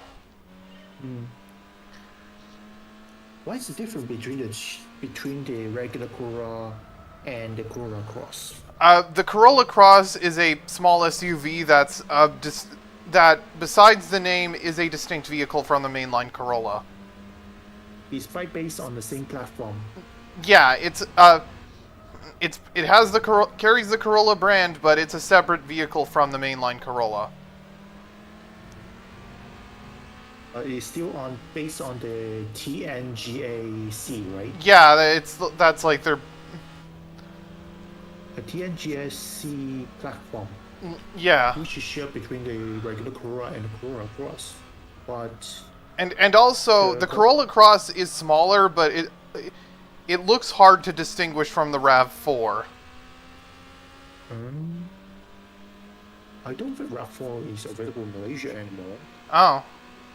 Yeah, because over here we still have the RAV4. Right now, we only got, in addition to the Corolla Cross, we also got the Frontier, the Frontuner, and the Harrier. Those two only. Yeah, we don't have the Harrier. So here's the thing: the earlier Toyota Harriers were just the Japanese market equivalent to the Lexus RX before the Lexus brand got introduced to Japan in 2006, and then after that the Harrier diverged from what it used to be, and also what we got as the Toyota Venza. The second gen model came only as a hybrid and was based on the Japanese Toyota Harrier.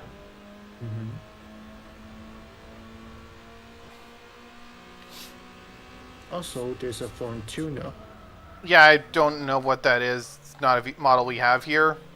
I don't think it's available in Japan. I think. Yeah. This Also, looks like a Asian model. It looks like Asian model for me because Frontuner is not. Yeah, and also here Toyota's main minivan model over here is the Sienna, which is only available in left-hand drive markets. Sienna? Yeah, Sienna. Okay. It's in Malaysia we got at least 5 MPV. Yeah, I know about the Innova. And the Innova then is Bellfire and Alphard. Yeah, I know about the Alphard, but we don't have those over here. The Sienna is the only Toyota van model we have currently, and so van model we got the Hi-Ace and also the big truck, the Hilux. Yeah, over here we don't have the Hilux, we have the Tacoma, and also we have the Tundra, which is even larger. Oh my goodness. Yeah, the Tundra is meant to compete with like the big American pickups. Yeah. Oh, here's the funny thing about Toyota actually. Regarding the Vios Yaris brand in Malaysia. So in Asia country, except Japan, they're selling the regular Vios and Yaris, which are completely different from international Yaris. I don't think we have the Yaris here anymore, but we did have some Yaris weirdness. Because for a while in the 2010s, we had a Toyota Yaris hatchback, and then we had a Toyota Yaris, but alongside it there was a Toyota Yaris sedan that was actually a completely different vehicle, because that was sold briefly in the U.S. as the Scion IA, but later rebranded as a Toyota Yaris when they killed off the Scion spin-off brand. But this Yaris was actually, except this Yaris sedan was actually a rebadged Mazda 2. So it was completely different from the actual Yaris hatchback, which Okay, what is a sedan? Let me double check. So it was weird and confusing. Anyway, truck time. Okay. So let me double check something first. Oh my goodness, what is this? That's a Mazda. What? You're looking up the Yaris sedan? Yeah. Yeah, it's a Mazda 2. Damn. Damn. Speaking of Mazda, let me double check what is the current market in Malaysia. So in Malaysia, Mazda. So let me double check what car model they have. I need to double check. So they have Mazda 2, Mazda 3, Mazda 6, Mazda MX-5 RF, Mazda CX-3, Mazda CX-30, Mazda CX-5, Mazda CX-8, Mazda CX-9, Mazda BT50, and also the Mazda MX-30. Yeah, over here we don't have the BT50 or the Mazda 2. Okay, yeah. So basically means that they. And also we don't The have the Mazda. CX-8 either. We have the I don't think they make the CX-9 anymore, but but we do have the CX-90 and also the CX-70, which is the same thing as the CX-90 but with a third road elite. Like for some reason they made that a separate model. I think the CX-8 and the CX-30 were introduced in recently. I think. Yeah. Same with the 2024 model of the CX-5. Yeah, one of my parents has a CX-5 now. Oh, It's it's with the turbo as well. I was still surprised the MX-5 is still there. Damn it. I was still And yes, surprised.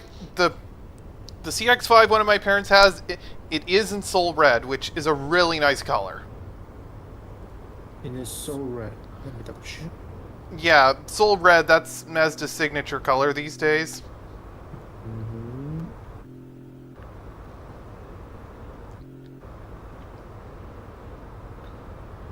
Okay, so the CX-5. Oh, so there are two-wheel drive and four-wheel drive variant of the CX-5, right? I think at least over here, I think they dropped the two-wheel driver. I think over here, all of Mazda's SUVs come only with all-wheel drive now. At some point, they dropped the two-wheel drive variants. Okay. The four-wheel drive is only available at 2.5G turbo grade, which is I didn't know what is specification. Yeah, over here, I think we get both. Both normally aspirated 2.5 and a 2.5 turbo. Oh yeah, the third row the 3-row Ram pickup. Yep. Like I said, American pickup trucks are the new land yacht. Uh, You know what pickup truck I wish made it to production? The GMC Centaur concept from the late 80s. It looked strange, but it was interesting. Because the GMC Centaur concept basically looked like they stuck a truck bed on the front half on the back half of a minivan. And also, it was mid-engine.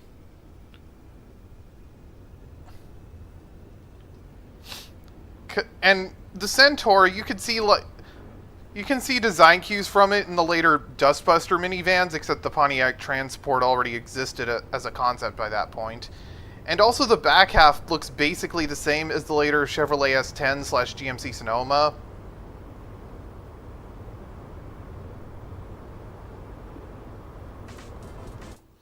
And the Centaur concept had a mid-engine layout where the engine was stuffed underneath the bed.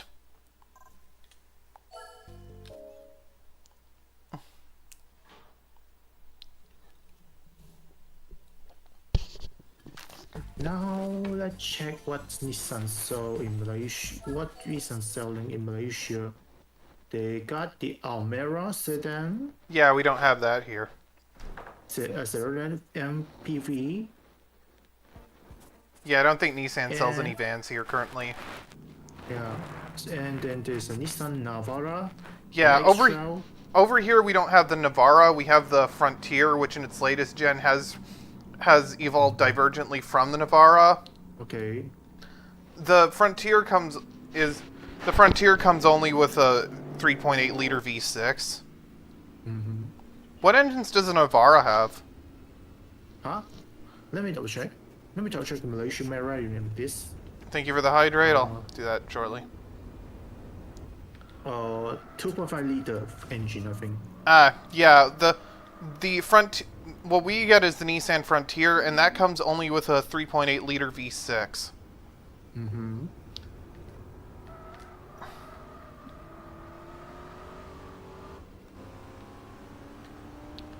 And the previous gen Frontier, for a long time, it came with either a 2.5 liter 4, I think, or a 4 liter V6. And then later on, they updated it with a 3.8 liter V6, and that powertrain is carried over to the current gen Frontier. If there's one complaint about driving a truck here in Malaysia, is that they're too big to park into the parking spot. Yeah, and just be glad you don't get the big American trucks over there, because those things are even bigger. Yeah. Like I said, they've become the new land yacht.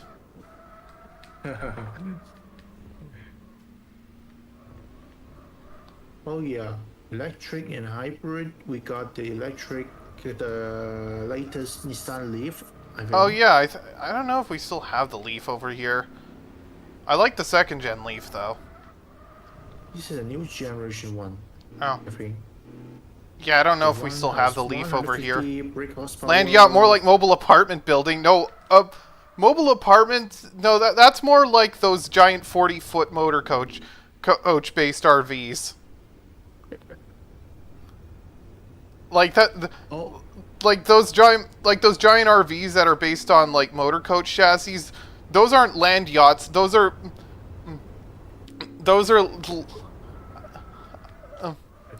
okay, okay. Come. They're not land yachts. They're land skyscrapers, is what they are. Or mobile skyscrapers. I guess land skyscrapers a bit. Yeah. But I don't think. But I don't think like the RVs based on motor coach chassis are a thing where you're from. I wonder Suzuki is still selling Malaysia. Yeah, Suzuki hasn't sold cars here in years. I think they still sell bikes here, but Yeah, I know because of some controversy. Yeah, still selling Jimmy. yeah, over here we don't have the Jimny, sadly. And then the sweet spot as well. Yeah, A sweet spot as well. yeah, over here we don't. Suzuki doesn't even sell automobiles anymore. They Yeah. I think they do still have motorcycles here, but no cars. Mm-hmm.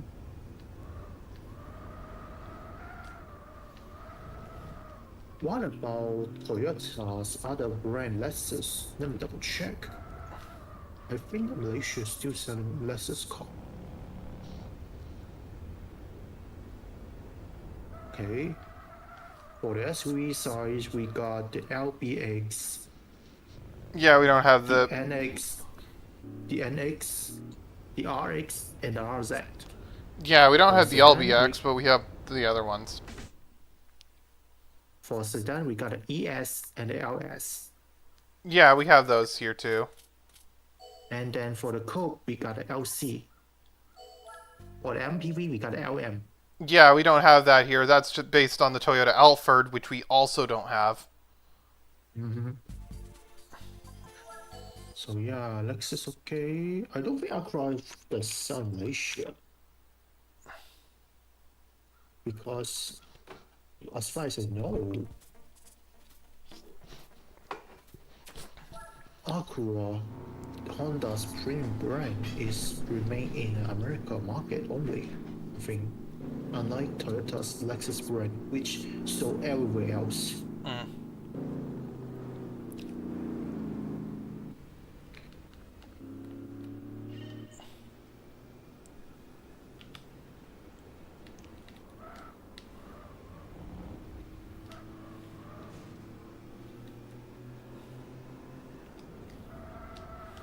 Funny enough, uh, they use the local production plant make a Malaysia car manufacturer named Pelotua, at least for the engine build. Mm.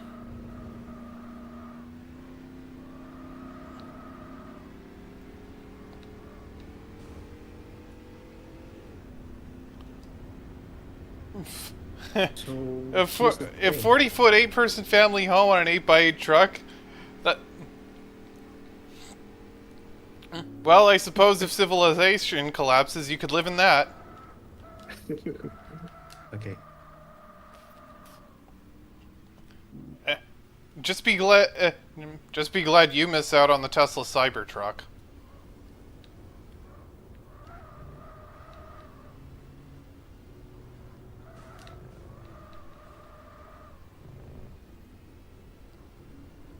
I don't think they are so selling a private car anymore. They only sell some commercial vehicles Yeah, like the pickup what trucks. Daihatsu? Yeah, we don't have Daihatsu here anyway.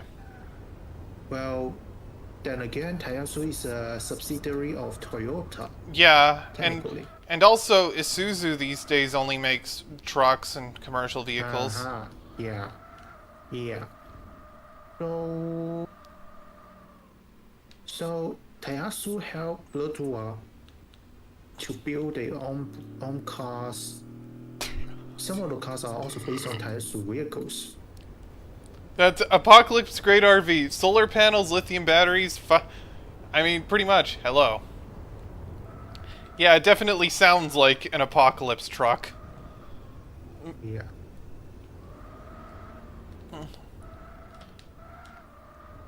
I mean, the Cybertruck is also kind of marketed like that, but I doubt the Cybertruck would last long if civilization collapses. The Cybertruck is barely lasting to begin with.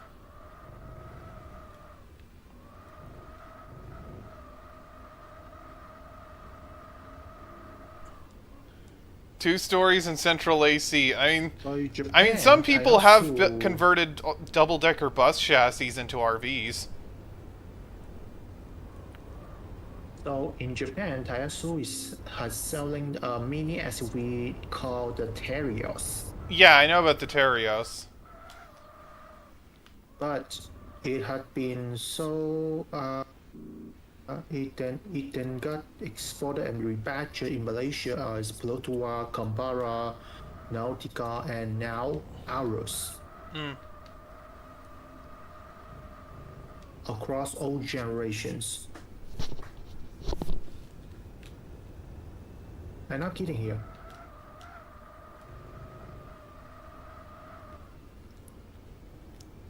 Also, I'm kind of blowing everyone away here, even with this thing stock. Yeah. Oh boy.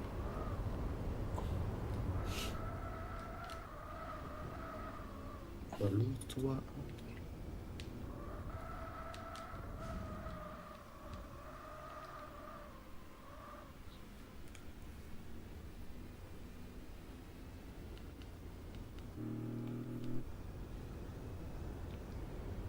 Also, Taiyasu also sell the what is called the Taiyasu Rocky, which is what is called 1.3 a million sort of euros, half that for the bare bones one. the Taiyasu Rocky. No, the A2000 the 2019 model. Mm. Anyway, let's see That what we win one. from the truck race. Mhm.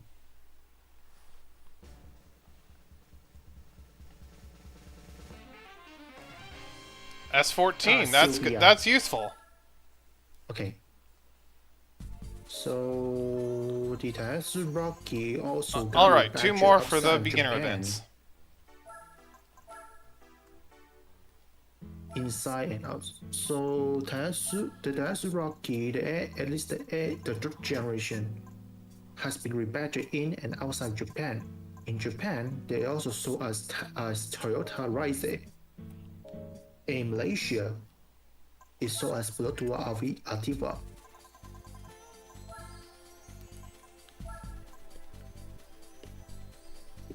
Let's see. So it's a subcompact crossover, as we remind you. Because actually is specialized in selling K cars and compact cars and such. Yeah, I know that's what Daihatsu specializes in. And consider road condition in Malaysia, which is somehow is similar to what it was in Japan. Yeah, see where it goes. I know what I'll use for the wagon series. Something silly. If it'll work. If not, I'll probably just blow everyone away in the Audi RS6. But der bus. Available in petrol engine. I know what color I should get the cube in. Beans. A cube? Is that Nissan? Yes, it's the Nissan Cube. The plus faces.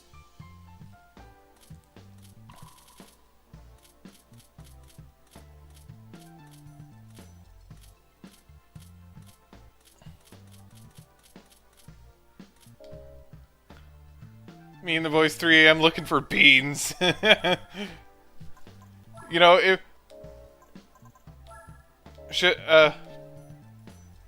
Oh my goodness, so...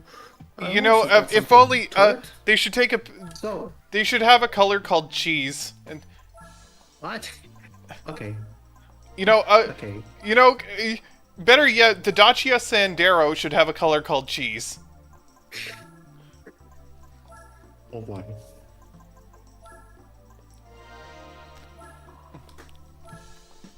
Alright, let's see how the cube does. Anyway, I was told that Nissan's CVT transmission was horrible, right? Yeah, I've heard about reliability issues with the CVT. Nissan specs in particular. Why is that? I don't know. Anyway, I don't know if I'll do well at New York with this thing, but we'll see. And so it goes well.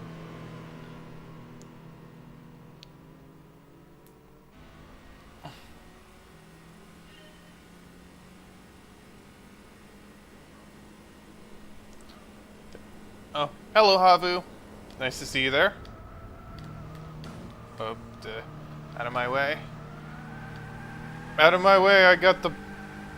I'm doing one-wheel peel with a CVT.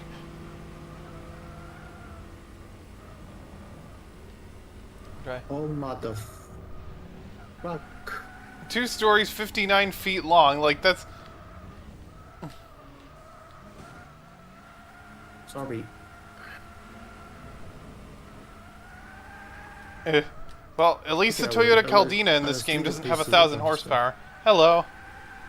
Okay, I was a little pissed about this right now. So. Articulated, yeah, I mean, we have buses. Right now because where I grew up, we have buses like that. You were saying? I'm a little bit right now. Just saw some Wikipedia article about the particular Toyota vehicles called the Toyota Yaris Cross. Yeah, we don't have the Yaris Cross here. And then I saw some text that say in May 2023, Toyota released another vehicle with design in Indonesia, which is larger and based on the Daihatsu new global architecture with the model code AC200. This version is available in most of Southeast Asia, Taiwan, and other major markets in Latin America and the Caribbean. So the AC2000 model, in Malaysia in particular, Roadwise is developing a localized version of Yaris Cross under the code number D6D6B, or the name Nessis, to be launched in late 2024.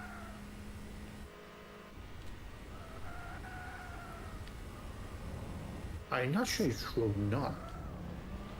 Then again, the AC200 series is based on the Daihatsu platform, so Yeah, I can see where it goes. And and also I'm just doing like constant one-wheel peels with this car, with all the power I Okay. put in it. Yeah. Ooh, yeah.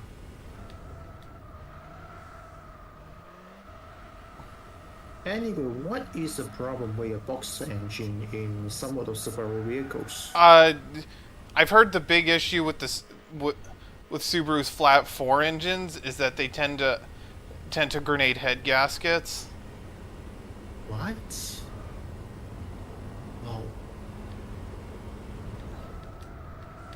Oh, by the way, Subaru in Malaysia also selling the WRX wagon and the WRX sedan. Yeah, Well, I yeah, I over don't here see. we have the sedan but not the wagon. Mhm. I don't think we got STI. They don't have they're currently not making one. Yes, simple and clean. I just kind of put this together quickly.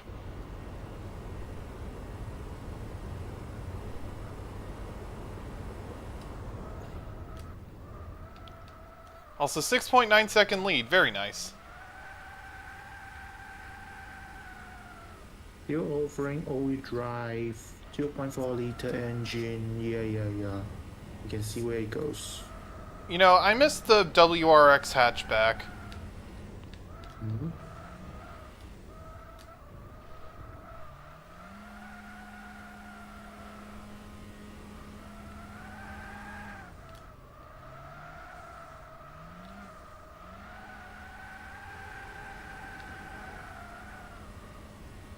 Oh boy. A luxury SUV called the Outback. Yeah, oh, the Subaru And Outback? Yeah. yeah,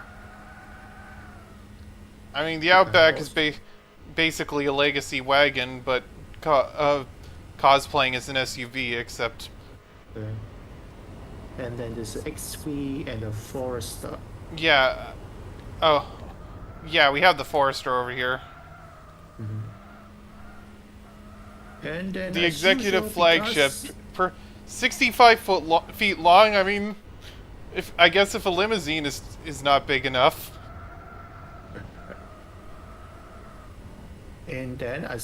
because Toyota is selling the GRX6 in Malaysia, Subaru also sell their own BRZ in Malaysia Yeah, as well. we have both of those as well here.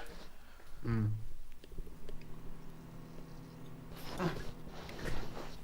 And over here, the first gen Toyota 86 was also initially sold as the Scion FRS, and then they killed Mm. off the Scion spin-off brand and just started selling the Toyota 86 here, and along with the Subaru Yeah, BRZ, of course. yeah. Let's see what's the difference between the BRZ and the 86? I think they Other might have than the slightly brand different patch. suspension. I've heard they have different suspension tuning. Mm-hmm. I don't. I don't know if there are any other like major differences as far as dynamics go, but suspension tune.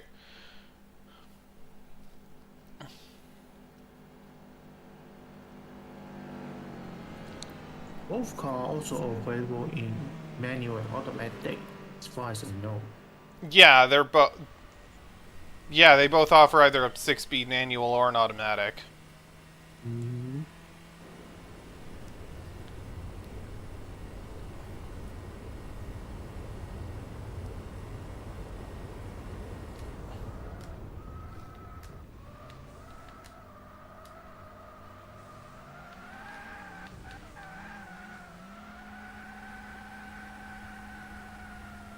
What about what about those? Let's see. What about those in from the what about the European car manufacturer here in Malaysia? Let me check it. First Volkswagen. You sure? Let me check what the car they have. Volkswagen in Malaysia, most Volkswagen have the Touareg, R-Line, Golf Golf GTI. Yeah, over here we don't have the Touareg anymore. We have It's been more or less replaced by the Atlas, which is designed more for American tastes. And then or Tigran. Yeah, we have The that, but Tigran. and for the Golf over here, we have the Golf R and the GTI, but we don't have the mainline Golf anymore. I don't see the main Golf anymore here too. I think got discontinued or something. Yeah, I think in Europe they still sell the regular Golf, but over here we don't get the mainline Golf anymore. It's only the R and the GTI, which are the performance models. And then there's Arteon. Yeah, I forgot about the Arteon. It was an interesting vehicle, but I guess it never got popular over here. Also, it looks like I might be able to win this with the Cube after all. If I can get a draft at least. Okay, let's see.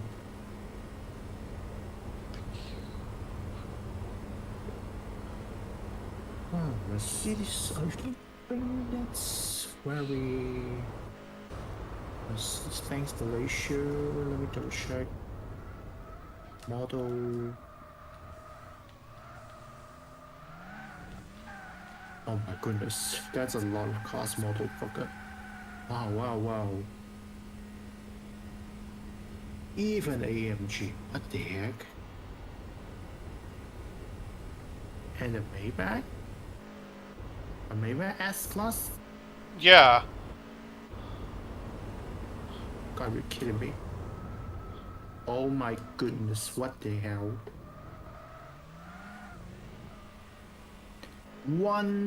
Almost 2 million Malaysia ringgit as a starting price. Oh my goodness. Oh my. I wonder, how much is that in Canadian dollars? Malaysia ringgit to Canadian dollar. Okay, yeah, it's like it's like 1/3 of what a... You said like 2 million ringgit? Yeah. That's 646 grand in Canadian dollars. And then there's also an SUV, the Maybach GLS, which also priced similar to the S-Class. And this for Maybach brand. Or regular one, I think. Let me double check. Okay, I'm not gonna be winning this with the Cube. That's a lot of car class here. For the sedan, we got EQE sedan, EQS sedan, A-Class sedan, C-Class sedan, E-Class sedan, the regular S-Class sedan.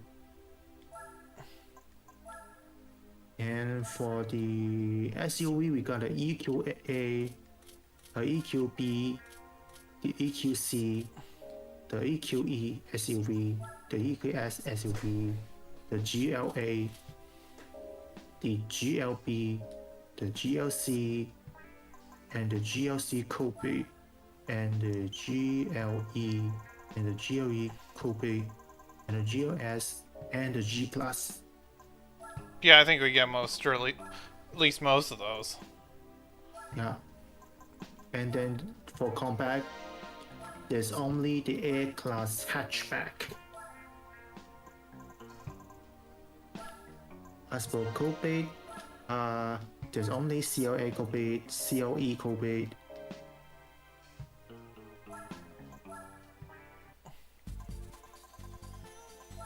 And for the Roadster, well, it's complicated. From the AMG, we also got the AMG ones too. Oh, right. Let's retry this with better tires and a differential, so it's not. So hopefully it won't one wheel peel everywhere. Okay. So we also got the Mercedes AMG SL Roadster in Malaysia. Its starting price is almost 1 million Malaysia ringgit. Yeah, that's a lot. Then again, some of those cars are like, oh my goodness. high performance car. Yeah, and I imagine and I imagine the price is. I imagine on the secondhand market the price is going to depreciate hard. Yeah. No, those are electric cars. Yeah, well the Okay. SL is gasoline powered. They are making a. Yeah, I think they are making a hybrid version of it though. yeah, there's also hybrid. The regular S class is a hybrid, I think. Yeah, well and they make an. They're also the newest AMG ES class is a hybrid as well. Yeah, The correct. S63E performance.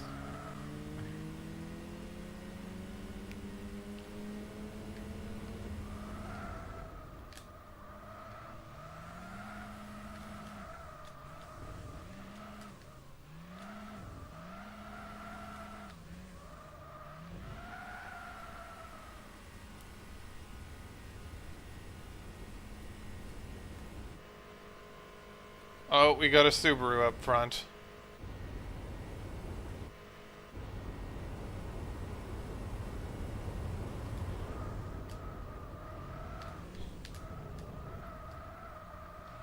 Can we catch it up?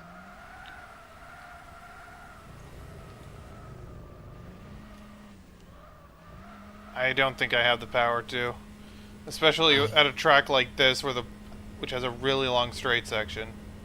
Oh boy, this is gonna be a tough fight. I can I have the cornering advantage, but it's not gonna happen.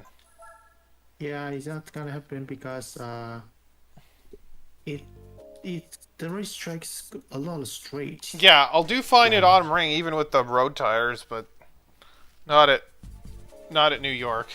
So I'm gonna be using the nuclear option and at New York since I have the vehicle. okay. Anyway, it's getting late for me now, so I All, gotta all right, talk to you get later. on VC All right right, now. Audi See RS6 ya. Avant. I have this, so I'm using it. This will blow everyone away, but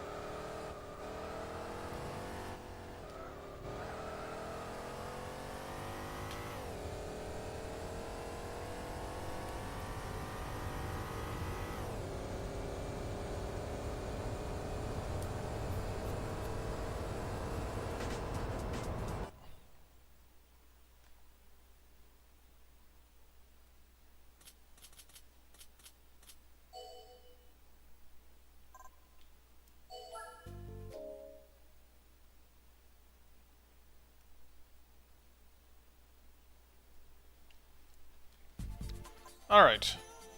One more for Autumn Ring, or for the Wagon series. And I'm gonna get back in the cube since...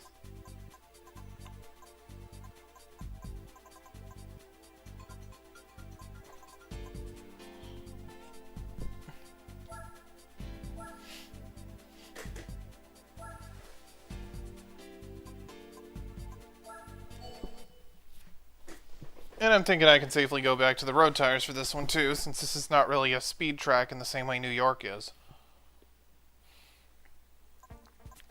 But I'll be right back. Actually, I'm just going to go to the bathroom, but I'll just leave it right here. Let's see. Where is...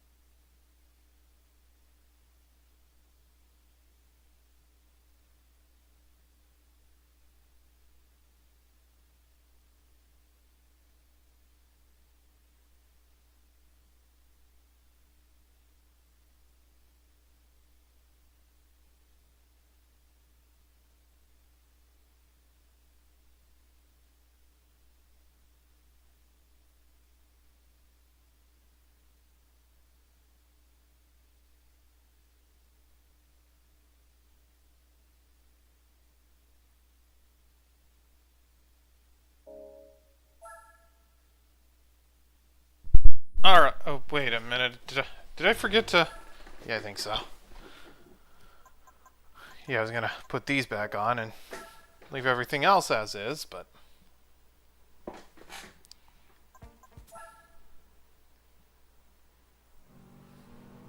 183 points, huh? Guess we'll see how that turns out.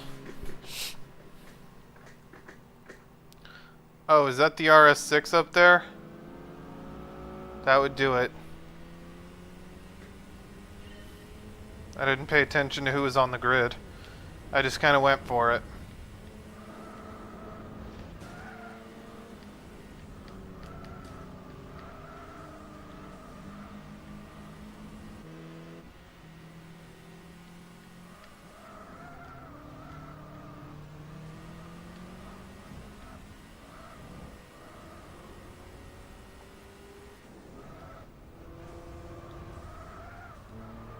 But why does that stage have a wing? Okay, I think that might be the RS4. Why does that stage have a wing?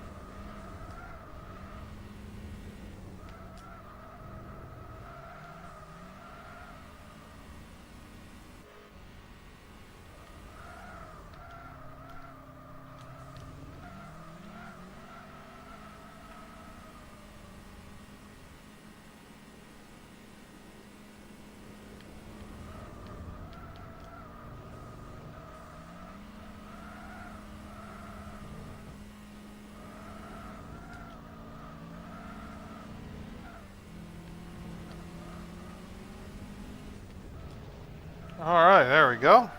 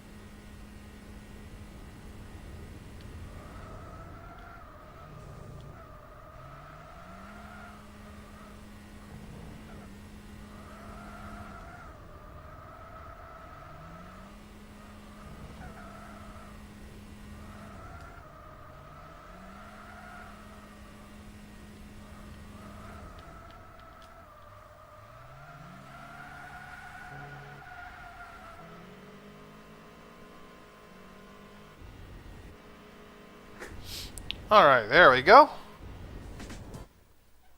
And also, once I finish all the beginner events, I will turn off the randomizer and go see, like, what do I win, since the...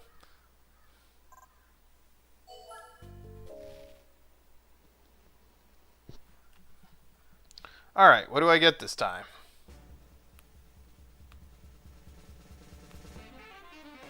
Toyota MR2? Okay.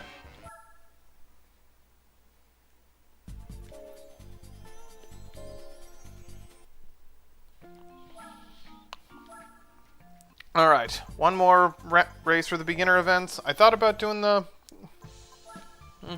starting the professional events today, but I'm not going to bother. Alright, next up, the 6-cylinder shootout.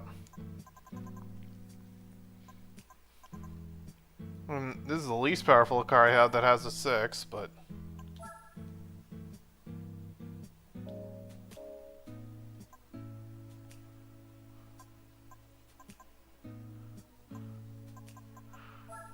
You know what? Sure.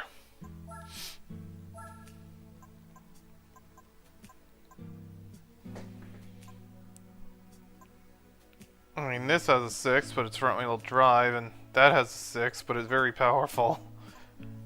And also the Jaguar XJ220 is a V6, but...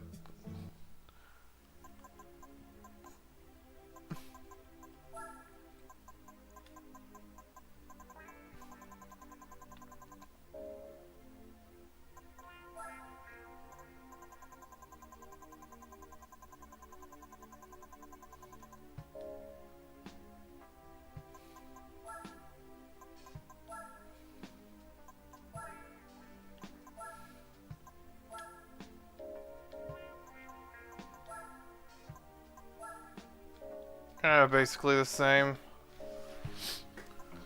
I mean, I'd prefer NA tuning, but it's expensive. I mean, I'm not hurting for money, obviously, because I did all the missions first, but that's not the point.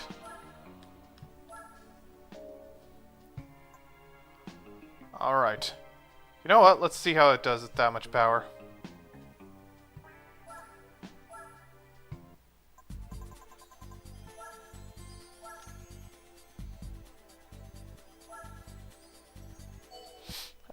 Hey, we got skylines right there, so.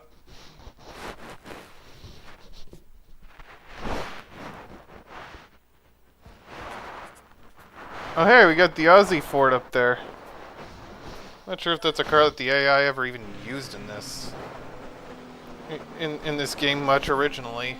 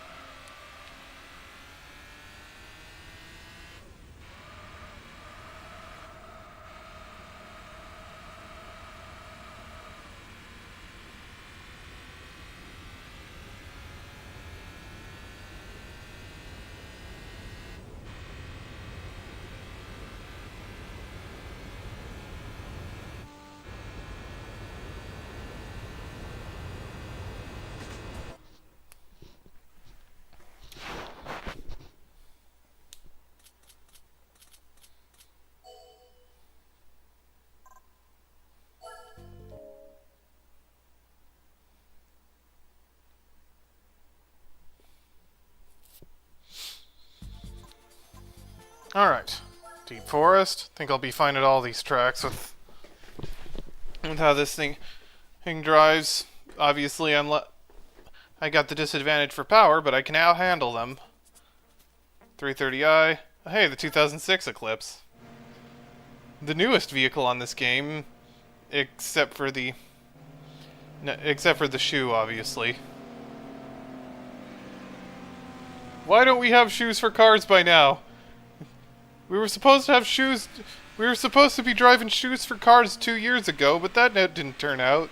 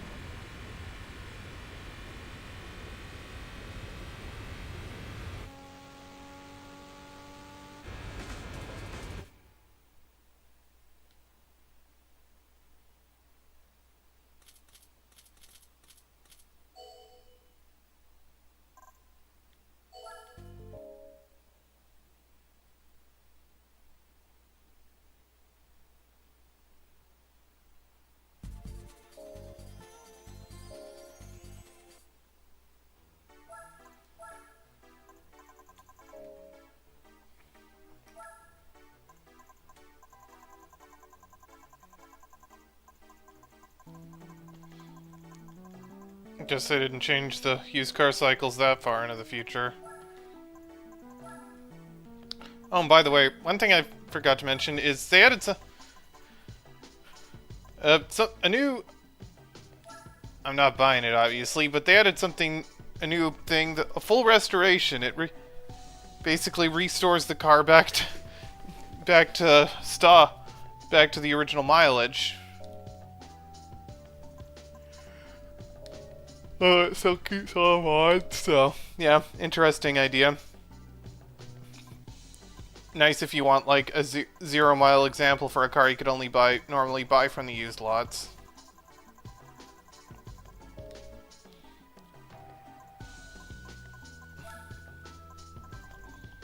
Also, by the way, this thing doesn't check for the iToy anymore, so I can buy the shoe now. Or not.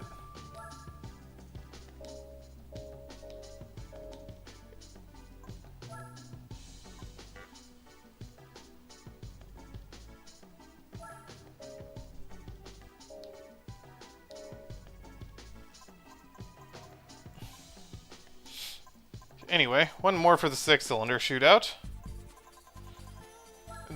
And then after that, I'll return to that other throwaway save to at least show off what I win without the randomizer.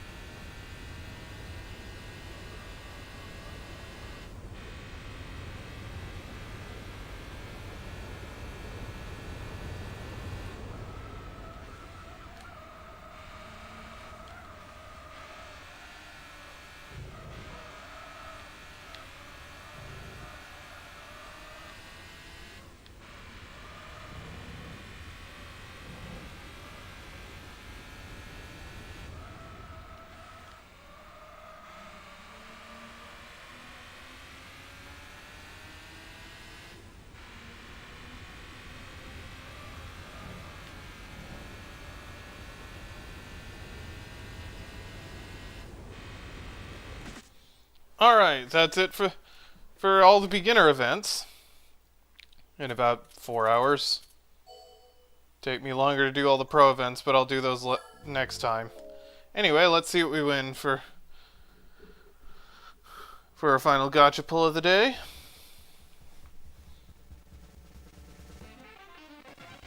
Oh yeah, right. Wait a minute, what's going on? Oh, you won every event in the beginner events hall. That's interesting. Opel Speedster, that's...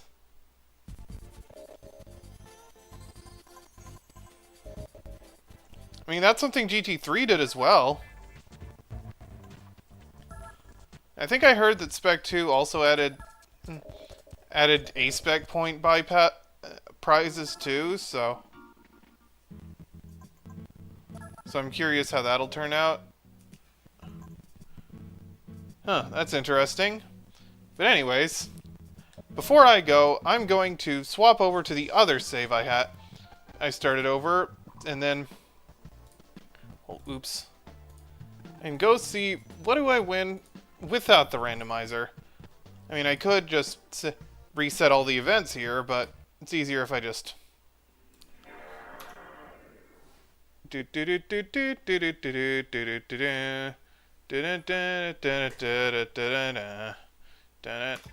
Alright, so, now...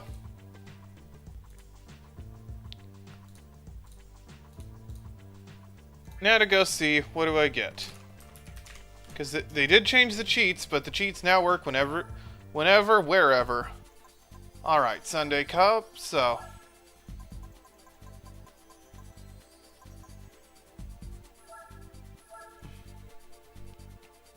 Oh, I can't... Oh, the Sunfire's worth too much. Alright, so gold any race. In this one, it's L2, R1, R1, R1, L1, L1... Oh, it's... L2, R1, R1, R1, L1, L1, L...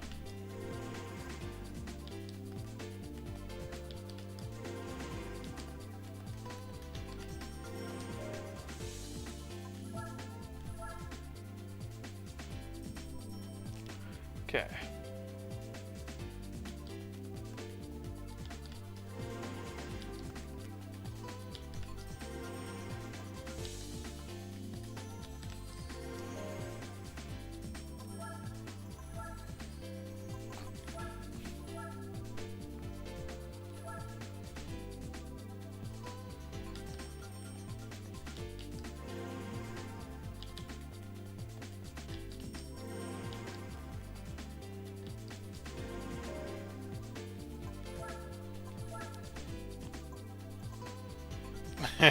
Use, yes, pace car.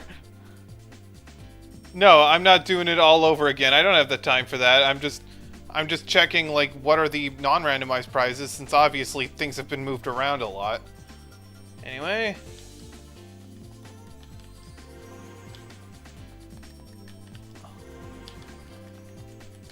I figured it would just be faster to do this on a separate save anyway, since, yeah. Oh, I can't... And I can't... that's weird.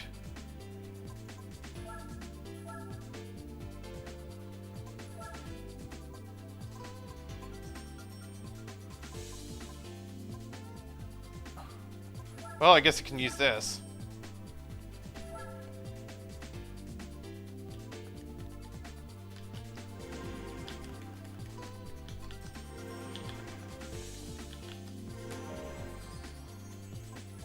Okay, car. And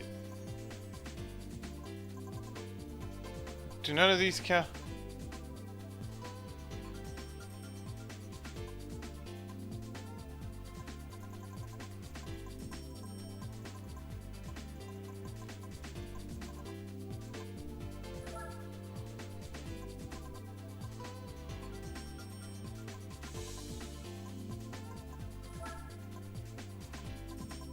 I guess I don't have a K car, but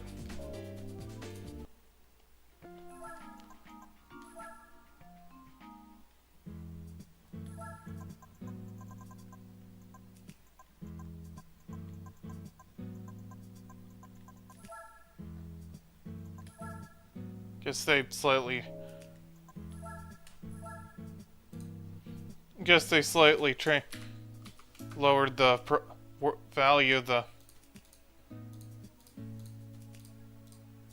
So now I guess it's worth like 5 million.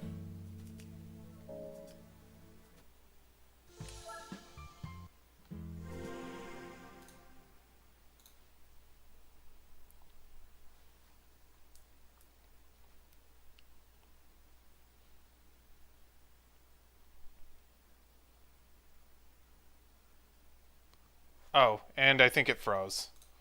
Oops. Well, doesn't matter, it already saved anyway.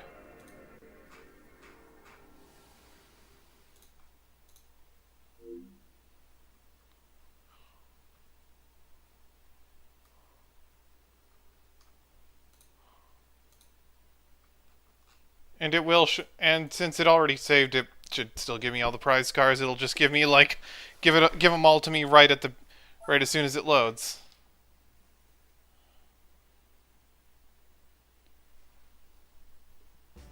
Yep, it does. All right. Sunday Cup, Honda City. That's not neat. For FF Challenge, Golf 5. Yeah, I saw that. I saw that it gave you the Golf 5 because that was changed to a prize car. Honda S800. Okay. And that is eligible for the K car events because sure enough, Air Trek. Okay. I mean, I already won one of those earlier, but...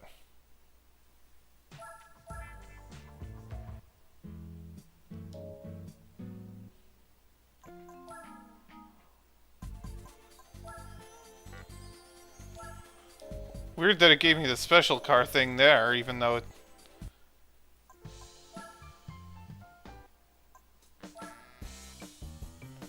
And also in the vanilla game, you couldn't take the Formula GT here because it was counted as a special vehicle, and it had, like, oil that lasted forever.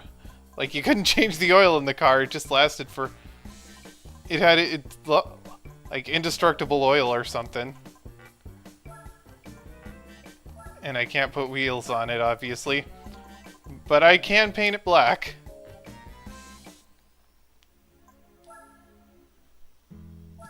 Alright. 69.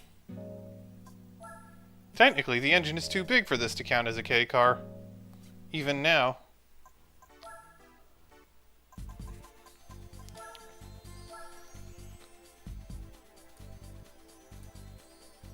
Anyway, let's see what we win here. No, wait.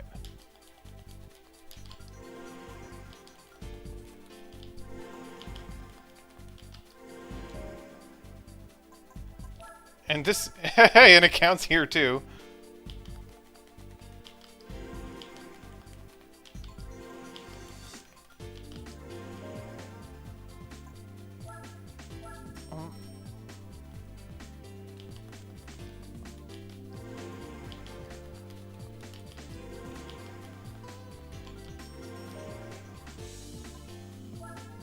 Alright, truck. There it is. If only I could use the Daihatsu here. I mean, I can, but I don't have it.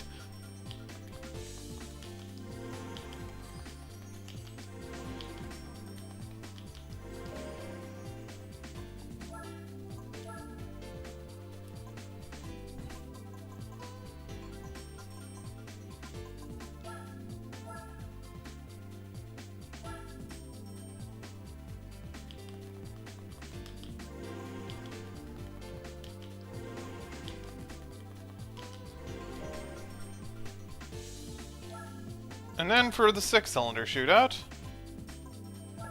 this fits.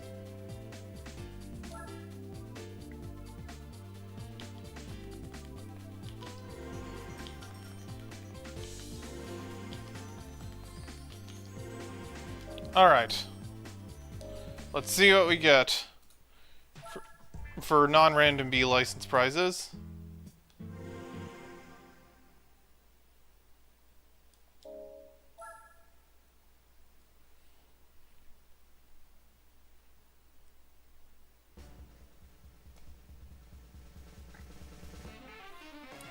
Oh hey, AZ1.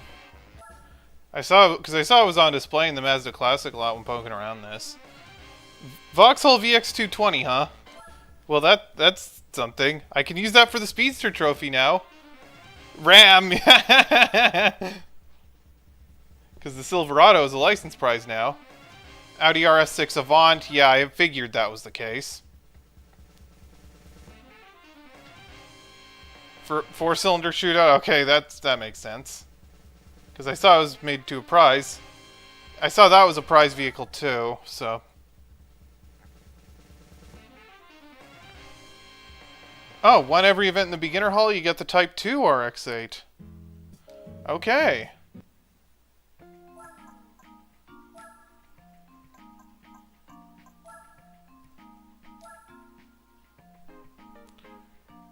Hello, I am just actually about to sign off, so.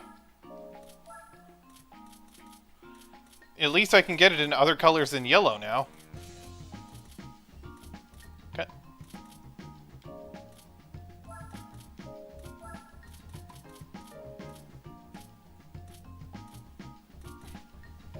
But anyway, with that, I'm gonna sign off for now. But anyway, let's go find someone to raid. I think I saw someone who I want to raid, so I think they're still alive. Yep, definitely. So anyway, with that, that's gonna be it for today. Next time, I'll get a start on the professional events, so stay tuned for that. But until then, that's gonna do it for today. Thanks for tuning in, and I'll talk to you folks later. Bye!